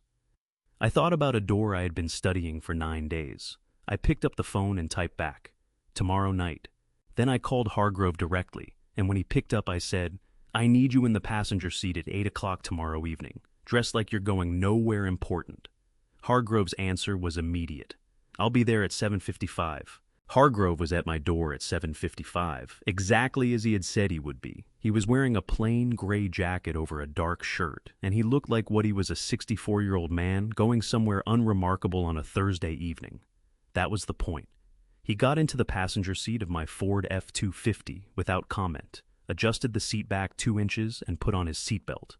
I backed out of the driveway and pointed the truck west toward the freeway interchange. We did not talk for the first 15 minutes. The city moved past the windows the way Los Angeles does at 8 in the evening, the streets still carrying the heat of the day, the storefronts lit up in their particular combinations of neon and fluorescent, the freeway running wide and fast in the June dark. I had driven these roads 10,000 times, and they had never felt like this, that particular combination of familiar and completely new that comes when you are doing something ordinary for a purpose that is anything but. Hargrove broke the quiet first. "Black SUV," he said. His voice was the same measured tone he used for everything, as if the information were mildly interesting, rather than confirming what we had both been waiting for. 11 o'clock position, 4 car lengths back. It's been with us since we turned onto the interchange. I checked the mirror. "I see it. Don't change speed," he said. I wasn't going to. We rode for another 2 minutes. Then Hargrove said, "Second one, coming up from the right. It'll merge behind us in about 30 seconds. It did. 90 seconds after that, a third set of headlights appeared from a side street and fell into position behind the second. 3 vehicles now spaced deliberately moving with the practiced coordination of people who had done this before, or been told exactly how to do it by someone who had. My hands were relaxed on the wheel. I had done this before too, in different countries and different vehicles, and with considerably higher stakes, and the body remembered how. The heart rate stayed down. The breathing stayed even. The thinking stayed clear. I took the exit toward the old industrial corridor on the eastern edge of the city, a grid of warehouses and fabrication yards that had been half empty for 15 years. The kind of area that was useful precisely because nothing much happened there after dark. The streets were wide and poorly lit, and there were no businesses open and no pedestrians. Rebecca had identified it 2 days ago. Hargrove had approved it. The FBI had been given the coordinates 24 hours in advance. They had been in position for the past 16 minutes. The lead SUV made its move when I turned onto the main access road. It accelerated past me, cut across, and stopped broadside across the road ahead. Headlights blazing. I brought the truck to a stop 30 feet back and did not reach for anything and did not move quickly. In the mirror, the 2 trailing vehicles had pulled across the road behind me, blocking the exit. Doors opened. I counted as they stepped out 12 people in total, emerging from the 3 SUVs and from the shadow of the building on my left. Some of them I recognized from family events I had attended over 6 years of Sunday dinners and holiday gatherings I had never entirely felt at home in. Others I didn't know, larger men standing with the deliberate looseness of people who expected to be useful in a specific way tonight. Victoria Caldwell stepped out of the rear vehicle. She was wearing the cream-colored blazer. The same one or one exactly like it, I could not be sure, and it didn't matter. Her purse was over her arm. Her posture was what it always was. Composed, precise, carrying itself with the absolute certainty of a woman who had never in 67 years encountered a situation she could not manage. She stood 20 feet from my front bumper and looked at my windshield. A large man came around the side of the lead SUV and walked directly to my driver's side window. He was perhaps 40 thick through the neck and shoulders, with the expression of someone who had decided how this evening was going to go before it started. He raised his fist and brought it down hard on the roof of the truck, and the sound rang through the cab like a hammer on steel. "You think you can touch our people?" His voice was loud enough to hear clearly through the glass raw, with the particular aggression of a man performing for an audience as much as expressing anything genuine. He hit the roof again harder. "Get out of the truck, right now." I did not get out of the truck. I did not raise my voice. I did not reach for anything. I sat exactly where I was, and I looked through the windshield at Victoria Caldwell standing in the headlight wash with her purse over her arm. And I thought about a hospital hallway and a woman in a cream blazer telling me my daughter's injuries were family discipline, and I let that thought move through me and settle and become still. Then I reached for the window control and lowered the glass. The man outside pulled in a breath to keep shouting and stopped. His eyes had gone past me, past my shoulder, to the passenger seat. His mouth stayed open, but the words that had been coming out of it did not come. Something crossed his face that was not anger anymore, something more complicated, something that moved through his expression, the way a cold front moves through a room when a door opens unexpectedly. He took one involuntary step backward. The 2 men nearest him registered his reaction before they registered what had caused it. They looked, and then they looked again the way people do when they see something that takes a second pass to fully process. Victoria Caldwell took 3 steps forward. She was looking at the passenger seat now. Her chin was raised and her eyes were doing the careful work of confirmation, making sure that what she was seeing was what she was actually seeing, and not something her mind had produced from stress or fear. The color in her face went through 2 stages in the space of 4 seconds. First it went careful and controlled, then it went somewhere else entirely.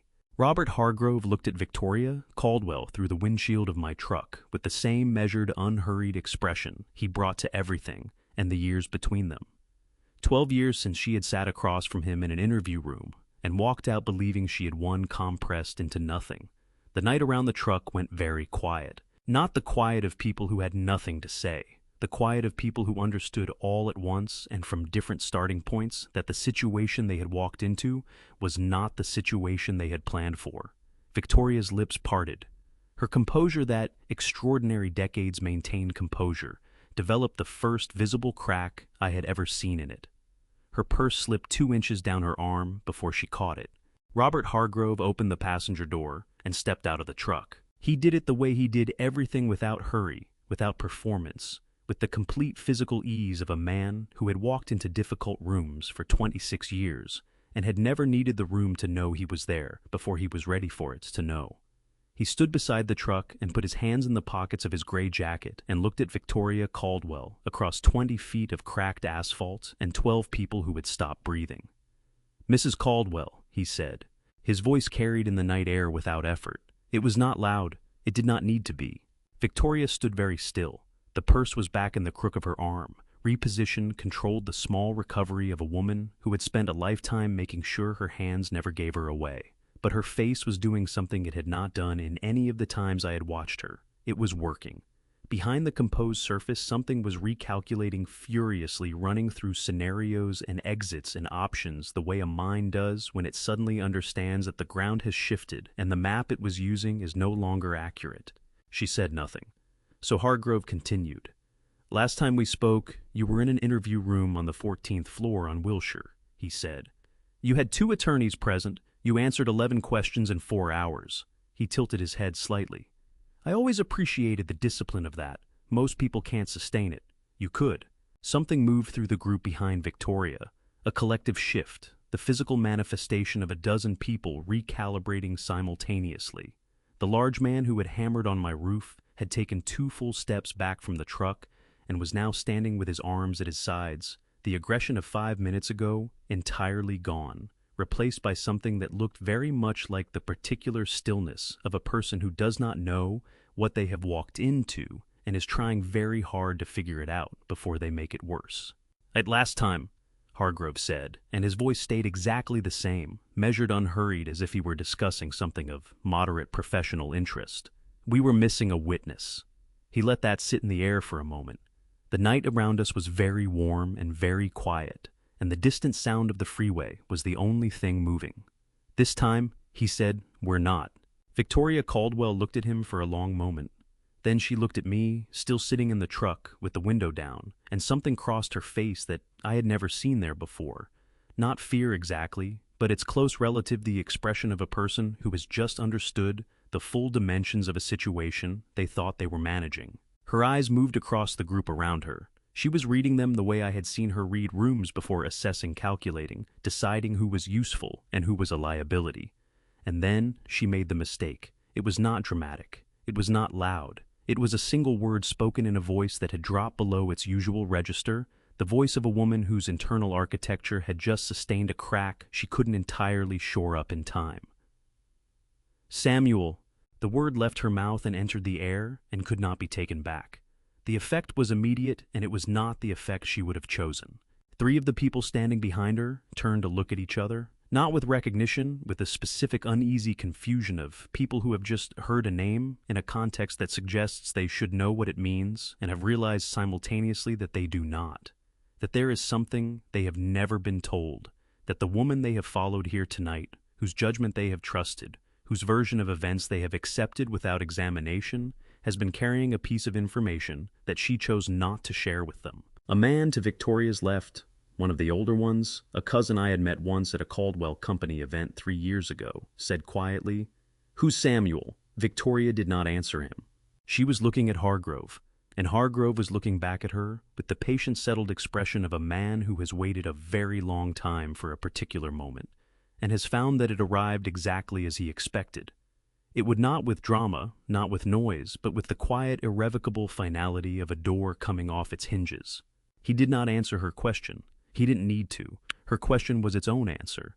In asking it, she had told every person standing in that lot that Samuel Price was real, that he was significant, that she knew who he was and why his name mattered, and that she had been managing that knowledge for 6 years without letting any of them near it. The cousin said it again louder, this time directed at the group. "Who is Samuel?" 2 people on the far end of the arc began moving away from Victoria, not running, just shifting their weight, creating distance, the unconscious physical response of people who have sensed that standing close to something is about to become a different kind of problem than they signed up for. Then the lights came. They arrived from 3 directions simultaneously, from the access road to the north, from the gap between the warehouse buildings to the east, from the service road that ran along the southern fence line, and they were not the uncertain sweep of approaching headlights, but the deliberate organized illumination of vehicles that had been waiting in position and had now been given the word to move. Federal sedans, 4 of them. And behind them, a California Highway Patrol unit with its light bar painting the lot in pulses of blue and red. They positioned themselves in a perimeter that was not aggressive, but was absolute. Every exit, covered every sightline, accounted for the kind of tactical deployment that communicated without ambiguity that the geometry of the situation had permanently changed. An agent stepped out of the lead sedan and held up credentials and said in a clear, carrying voice that everyone present should remain where they were, and that he would explain the situation to anyone who wanted it explained. 2 of the Caldwell group immediately raised their hands and announced that they wanted it explained. Victoria did not move. She stood at the center of what remained of her assembled force and looked to the federal vehicles and the agents moving purposefully around the perimeter of the lot, and her face had gone through everything it was going to go through and arrived somewhere beyond expression, the blankness of a person who has run out of available responses. Then she looked at me. I had gotten out of the truck by then and was standing beside it, my hands loose at my sides, watching her watch me. Her purse was still over her arm. Her blazer was still perfectly in place. The surface was still intact all the way down to the presentation of a woman who had walked through the wrong door, dressed for a different evening. Her voice, when it came, was low and controlled and furious in the way that fury sounds when it has nowhere left to go. "You said you'd do nothing," she said. I looked at her across the asphalt, across 12 years of her certainty that she was untouchable, across 9 days of her believing that a quiet man meant a defeated one. "No, ma'am," I said. "I said nothing. There's a difference."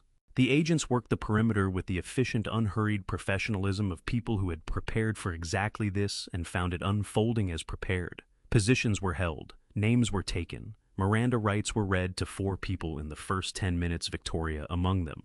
She stood and received them the way she received everything, without visible reaction, without the flinch or the tears or the collapse that people imagine accompanies that particular moment. She looked at the agent reading her rights with the focused attention of a woman cataloging information for later use. And when he finished, she said clearly and without hesitation that she would not be making any statements without her attorney present. Even now, even here, the discipline held.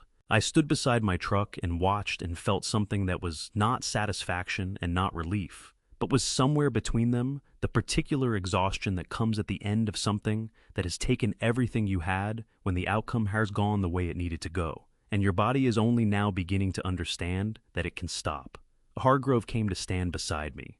He put his hands in his pockets and looked at the scene unfolding in front of us. The agents, the Caldwell family members, in various stages of cooperation and resistance. The vehicles with their lights still running the lot that had looked like an ambush 20 minutes ago, and now looked like exactly what it was. "She's going to fight it," he said. "Every step, every motion, every filing. She'll spend every dollar she has, and a few she doesn't, trying to find a crack in the case." "I know," I said. "There isn't one," he said. "Not this time." We stood there for another moment. Then, one of the federal sedans, the one that had been parked furthest from the action, back near the service road, the one I had noted when the lights came on and then set aside because there was other things requiring attention, opened its rear door. Samuel Price got out. He was wearing the same kind of clothes he'd had on in Fresno Plain Dark Practical. He stood beside the vehicle and looked across the lot, and his eyes found Victoria Caldwell, the way eyes find what they have been looking for, without consciously searching. And he went very still. Victoria was 20 feet away, an agent at her elbow, her purse still over her arm, by force of habit or force of will or both. She had not seen him yet. She was speaking quietly to the agent beside her, the beginning of whatever careful, lawyerly stonewalling she had decided would serve her best in the next few hours. Then something shifted in her peripheral vision, and she turned her head. Samuel Price stood in the light of the federal vehicles and looked at Victoria Caldwell, and Victoria Caldwell looked at the man she had paid to stay buried for 6 years, the man whose silence she had purchased with $800 a month wired to a post office box, the man she had written off as a solved problem, and her face did the thing it had not done through everything else tonight. Her chin dropped, just slightly, just by a degree or two, but on Victoria Caldwell, whose chin had never dropped in the 45 minutes I had been watching her tonight, it was as loud as a shout. Samuel did not move toward her. He did not say anything. He stood where he was and let his existence do the work because his existence was the argument and it was complete and sufficient and required no elaboration. An agent touched Victoria's elbow, and she turned away and Samuel watched her go, and his jaw was tight and his eyes were wet at the corners, and he pressed his lips together once and breathed through his nose the careful physical discipline of a man holding himself together in a public place after a very long time of holding himself together in private ones. Hargrove left my side and walked toward Samuel. They stood together for a moment, and I watched Hargrove put his hand briefly on the younger man's shoulder and say something I couldn't hear, and Samuel nodded once, and that was all. I leaned against the side of my truck. The lot was quieter now. Some of the Caldwell group had already been separated, were already sitting in the backs of vehicles, or standing with agents, some talking rapidly, some not talking at all. The geometry of the thing had resolved into the particular organized aftermath that follows when something large and held together for a long time finally comes apart. The pieces scattered the shape of what it had been visible only in the outline of where they had fallen. I thought about Margaret. I don't know why that was the moment she arrived in my mind, but she did not. The Margaret of the hospital. Not the Margaret of the last months, but the Margaret of years earlier, standing in my shop on a Saturday morning with a cup of coffee and one of her rare, unhurried smiles, telling me that the problem with the way I approached things was that I was always looking at what a structure was built to resist instead of what it couldn't survive. She had been talking about a gate I was redesigning at the time. She had not known she was talking about anything else. She had been right about both. I pushed off from the truck and walked around to the driver's side. The drive back to Los Angeles took 40 minutes. Hargrove rode with me as far as the freeway, and then I dropped him at a gas station where his own car was parked, and we shook hands without ceremony, and he drove north and I drove west, and the city came back around me the way it always did. Gradual, then all at once the lights building on the horizon, like something patient that had been waiting. I was 2 miles from home when my phone rang. The number was Cedars-Sinai. My chest tightened for one involuntary second, before I answered the reflex of a man who had received a call from that number 9 days ago, and had not entirely stopped bracing for the next one. Mr. Mercer. Cameron Doss's voice. Not the tight, rapid voice of 9 days ago. Something different, lighter, careful with its lightness, the way people are when they are carrying good news and trying not to drop it. I wanted to call you myself. Your daughter woke up about an hour ago, fully alert. She asked the night nurse where you were, and the nurse told her you were out and would be back. And then, Claire said, Cameron paused and I could hear the smile in it. She said, tell him whatever door it was, I hope it opened. I pulled to the side of the road. I sat in the truck on a quiet street 2 miles from my house with the engine running and the city lights reflecting off the hood, and I pressed the heel of my hand against my mouth and I let it happen. The thing I had been holding back since 11:03 on a Thursday night when a phone had rung while I was checking a lock on a shop door. It came out of me in one long, ragged exhale that left my eyes burning and my chest hollow and clean. Then I put the truck in drive and went to see my daughter. The days that followed did not arrive all at once. They came in pieces the way the full picture of something large always comes, one edge visible first, then another. Then the space between them filling in until you could finally see the whole shape of what had been there all along, waiting to be understood. The first piece came from Rebecca 2 days after the lot. She called in the morning while I was at the hospital, sitting in the chair beside Claire's bed, and I stepped into the hallway to take it. Rebecca's voice had the particular quality it got when she was delivering information she had been holding carefully and was now ready to set down.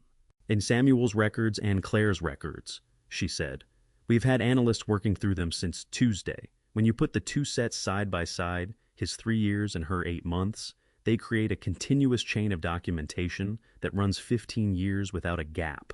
She paused.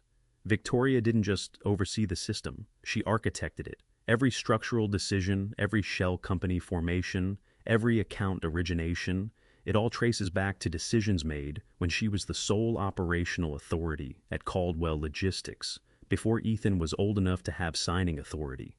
What Ethan did was expand what she handed him. But the foundation, every load-bearing element of it, is hers. I stood in the hospital corridor and looked at the wall and thought about 15 years.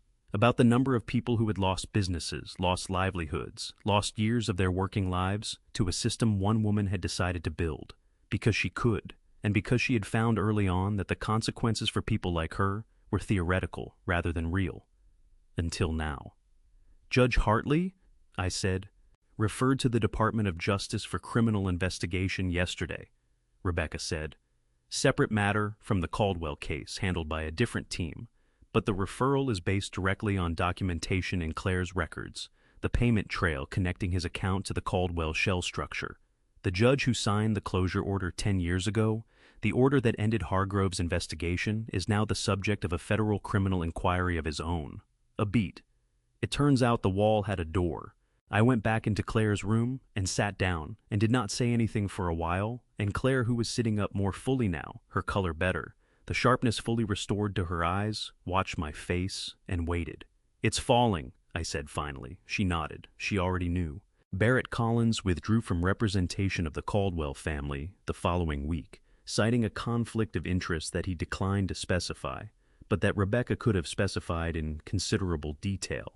He filed the withdrawal on a Thursday morning and was by multiple accounts out of his office by noon.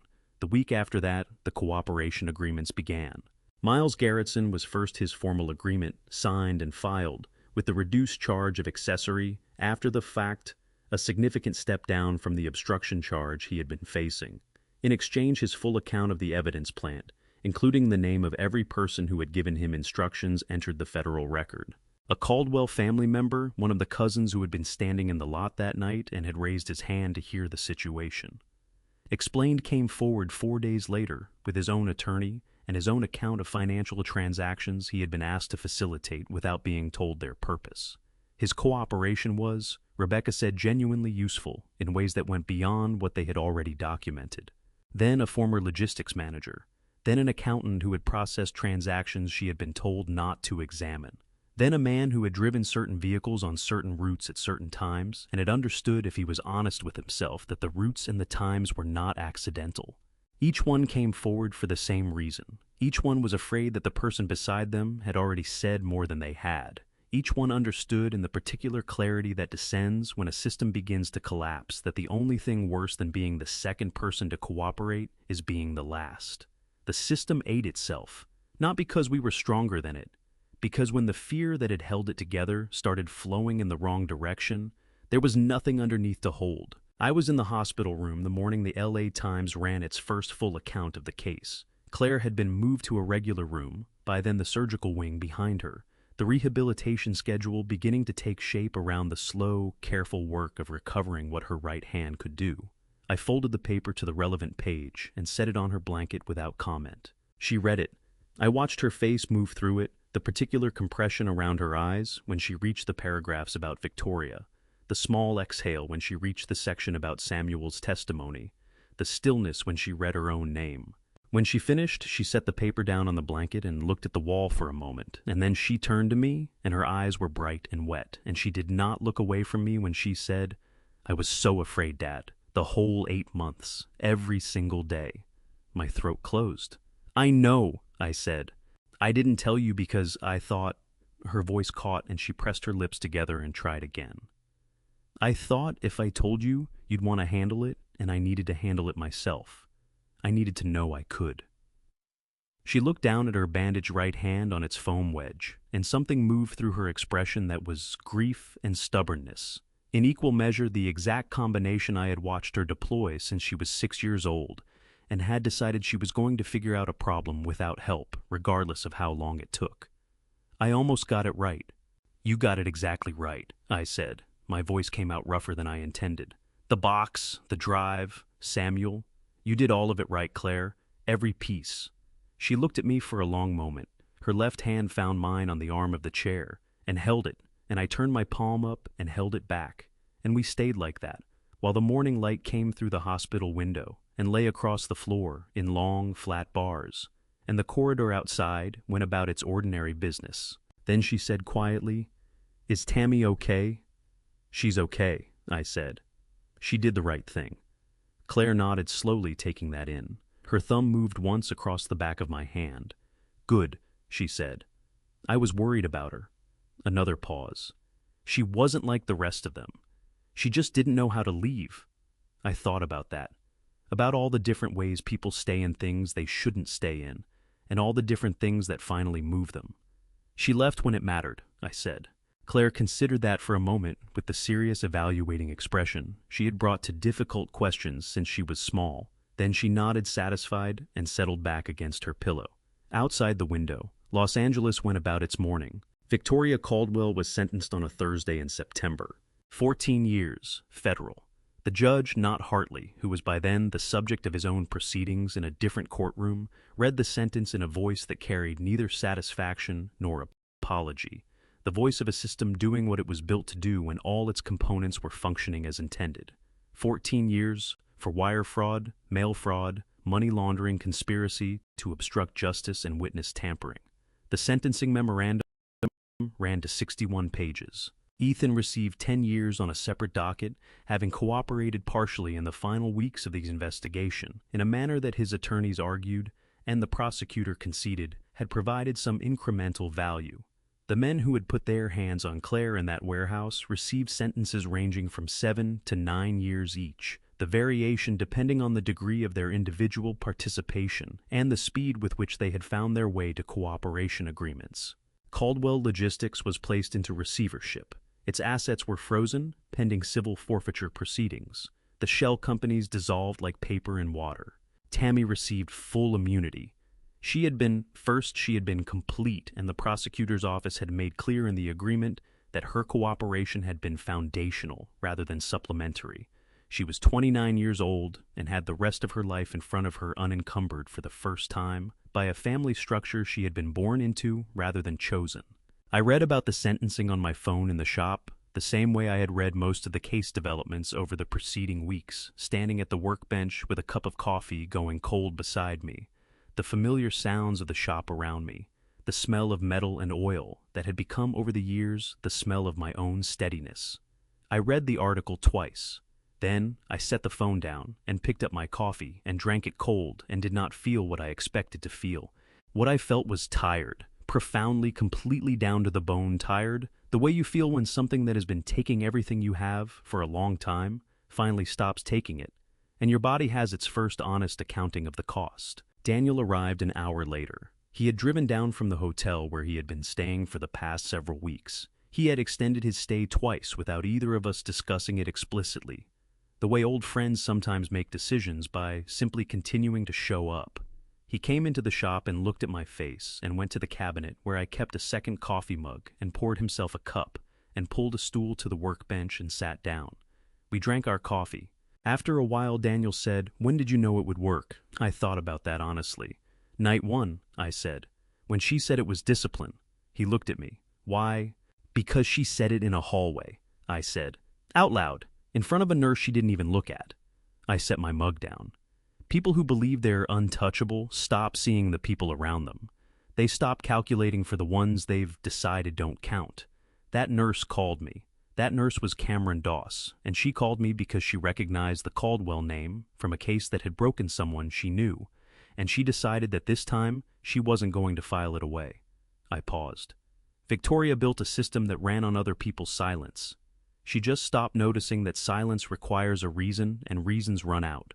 Daniel nodded slowly, turning his mug in his hands. "Hargrove told me something the night of the lot," he said.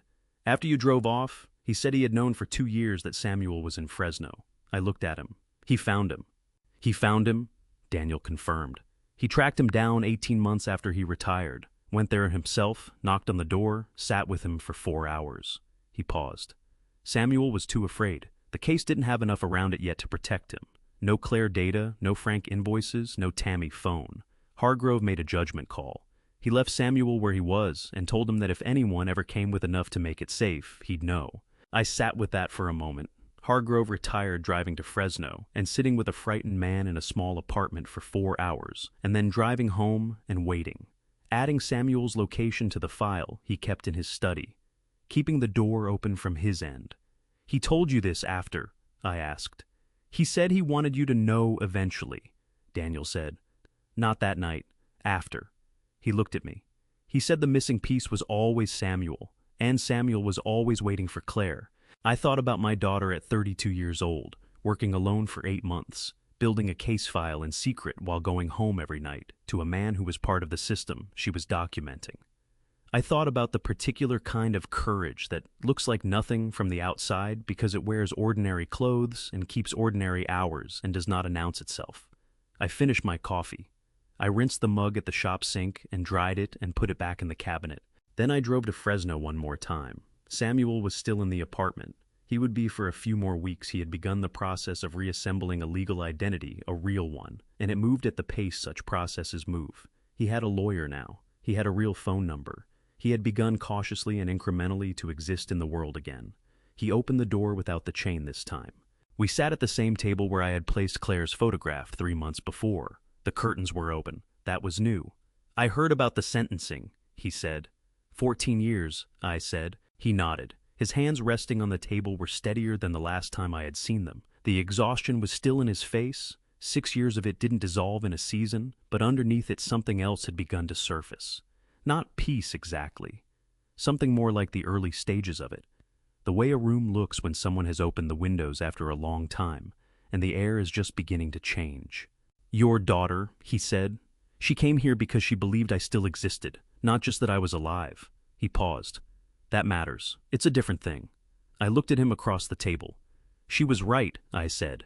We shook hands when I left, and it was a different handshake than the one I had not offered on the first visit when he had been a man I wasn't sure I could trust, and I was a stranger at his door. This one had weight and history in it, the kind of handshake that closes something and opens something else at the same time. I drove home in the early evening, the Central Valley flattening out behind me and the city building ahead, and I thought about Margaret the whole way, about the box she had never known would carry what it ended up carrying, about the daughter she had raised who had inherited her quick hands and her stubborn precision, and her absolute unwillingness to put something down once she had picked it up. When I got home, I went upstairs to the attic and took the box down from the shelf and carried it to the kitchen table. I opened it. It was empty now, the drive and the notebook with Rebecca, the letter Claire had written to me, still in my desk drawer where I had put it and not yet had the steadiness to read. I held the box for a while. Then I carried it back upstairs and put it in the same spot on the same shelf in the gap between the cardboard box of Margaret's books and the lamp I kept meaning to donate. Empty was different from gone. The box was still the thing I had made for Margaret with my hands. It was still the thing Claire had trusted when she needed something that would hold. I went downstairs and sat at the kitchen table and read my daughter's letter. It took me a long time to get through it. When I finished, my phone buzzed on the table. Claire's number. A text short the way she texted when she was tired and content and not performing anything for anyone. "Doctor says I can come home next week. Can you pick me up?" I looked at that message for a long moment, at the ordinary simplicity of it, at the fact that my daughter was asking me to come get her, the way she had been asking me to come get her since she was 16, and her first car had broken down on the 101, and she had called me from a gas station payphone because she hadn't had a cell phone yet. And I had driven 40 minutes in the rain to find her standing outside the phone booth, with her arms crossed and her chin up, refusing to look relieved even though she was. I typed back, "I'll be there."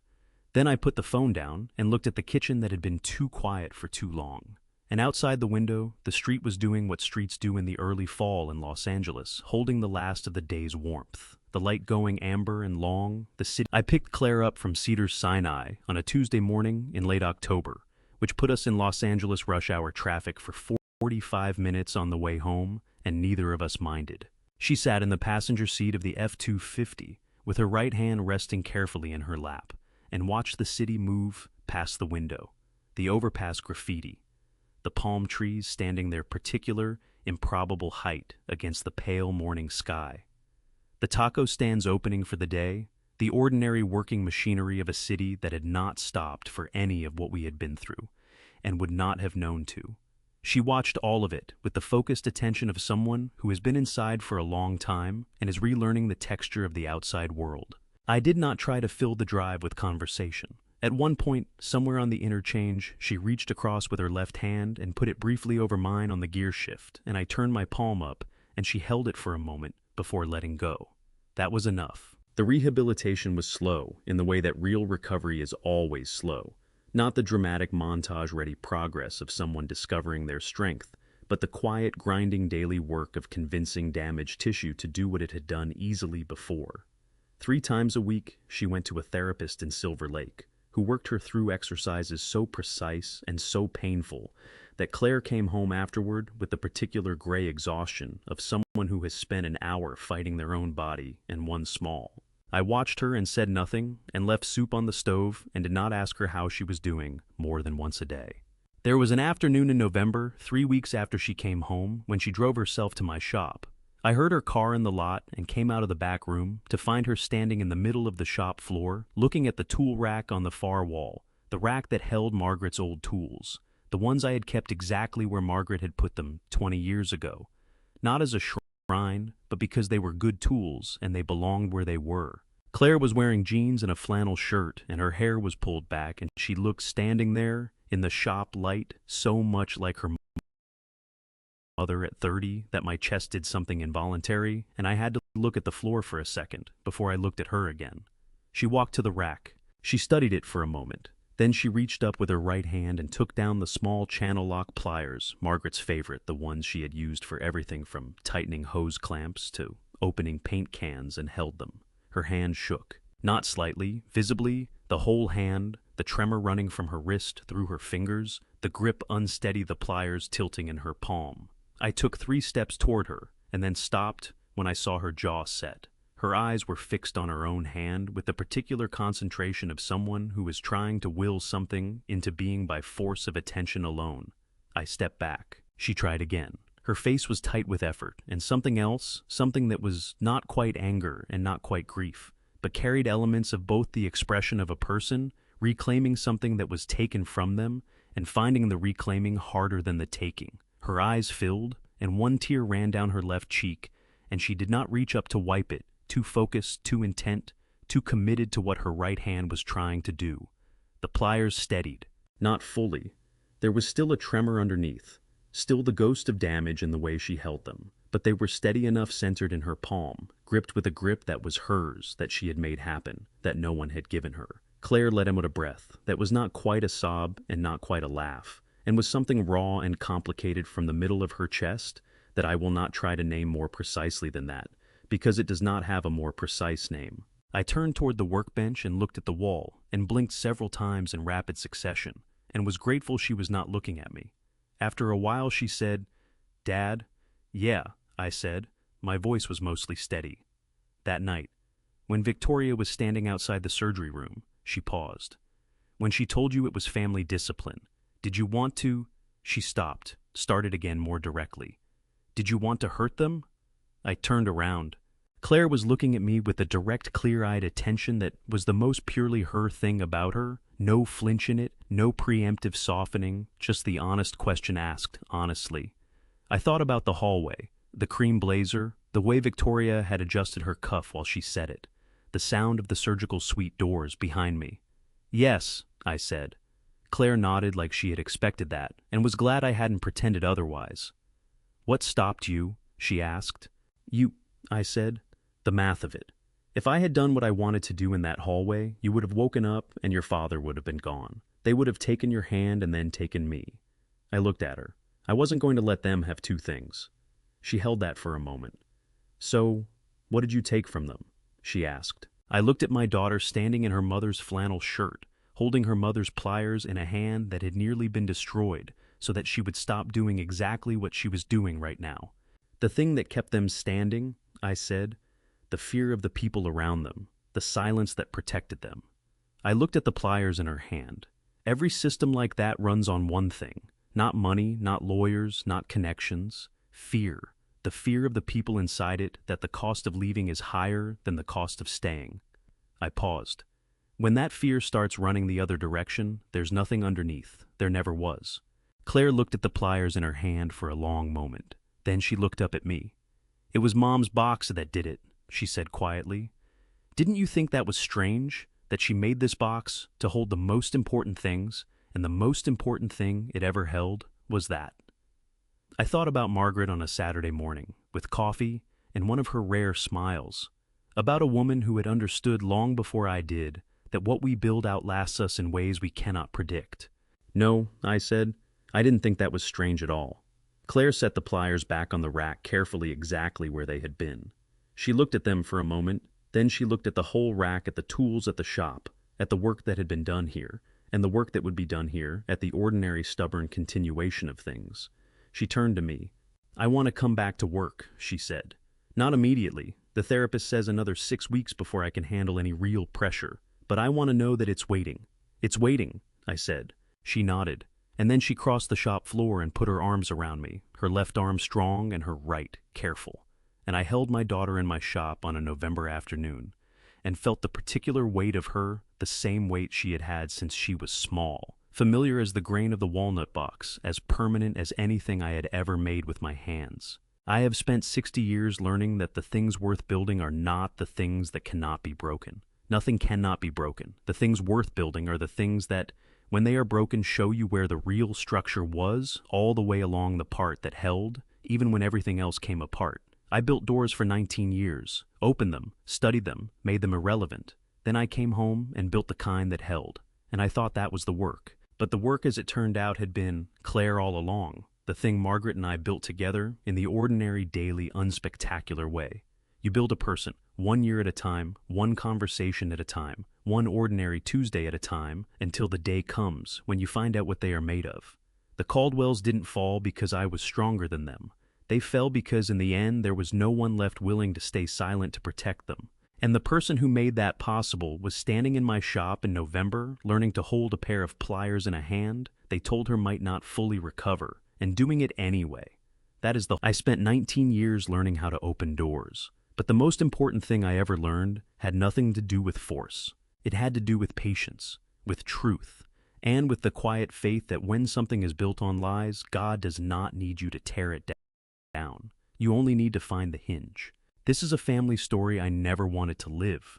Looking back, I made one mistake that cost Claire everything I trusted that silence meant safety. It didn't. Silence only protected the people doing the harm. So, here is what I want to say to you. Directly, don't do what I did. Don't wait until the damage is done to ask the hard questions about the people sitting at your table. Family betrayal doesn't announce itself. It builds quietly the way rot builds inside a wall, invisible until the whole thing shifts. My opinion. The most dangerous person in any room is not the one making threats. It's the one smiling while they make plans. Victoria Caldwell taught me that. So did Claire, in the best possible way. This has been a family story about what it costs to stay silent and what it costs to finally speak. Every family betrayal I have ever seen runs on the same fuel, the fear of the people who know the truth. Remove that fear, and the whole structure falls. If this story moved you, leave a comment below. Tell me what you would have done in that hospital hallway. Share it with someone who needs to hear it. And if you haven't subscribed yet, now is a good time. Thank you for staying until the end. It means more than I can say. The following stories contain some fictional elements created for the purpose of storytelling and reflection. If this type of content is not for you, feel free to step away and find something that serves you better, and there is absolutely no judgment.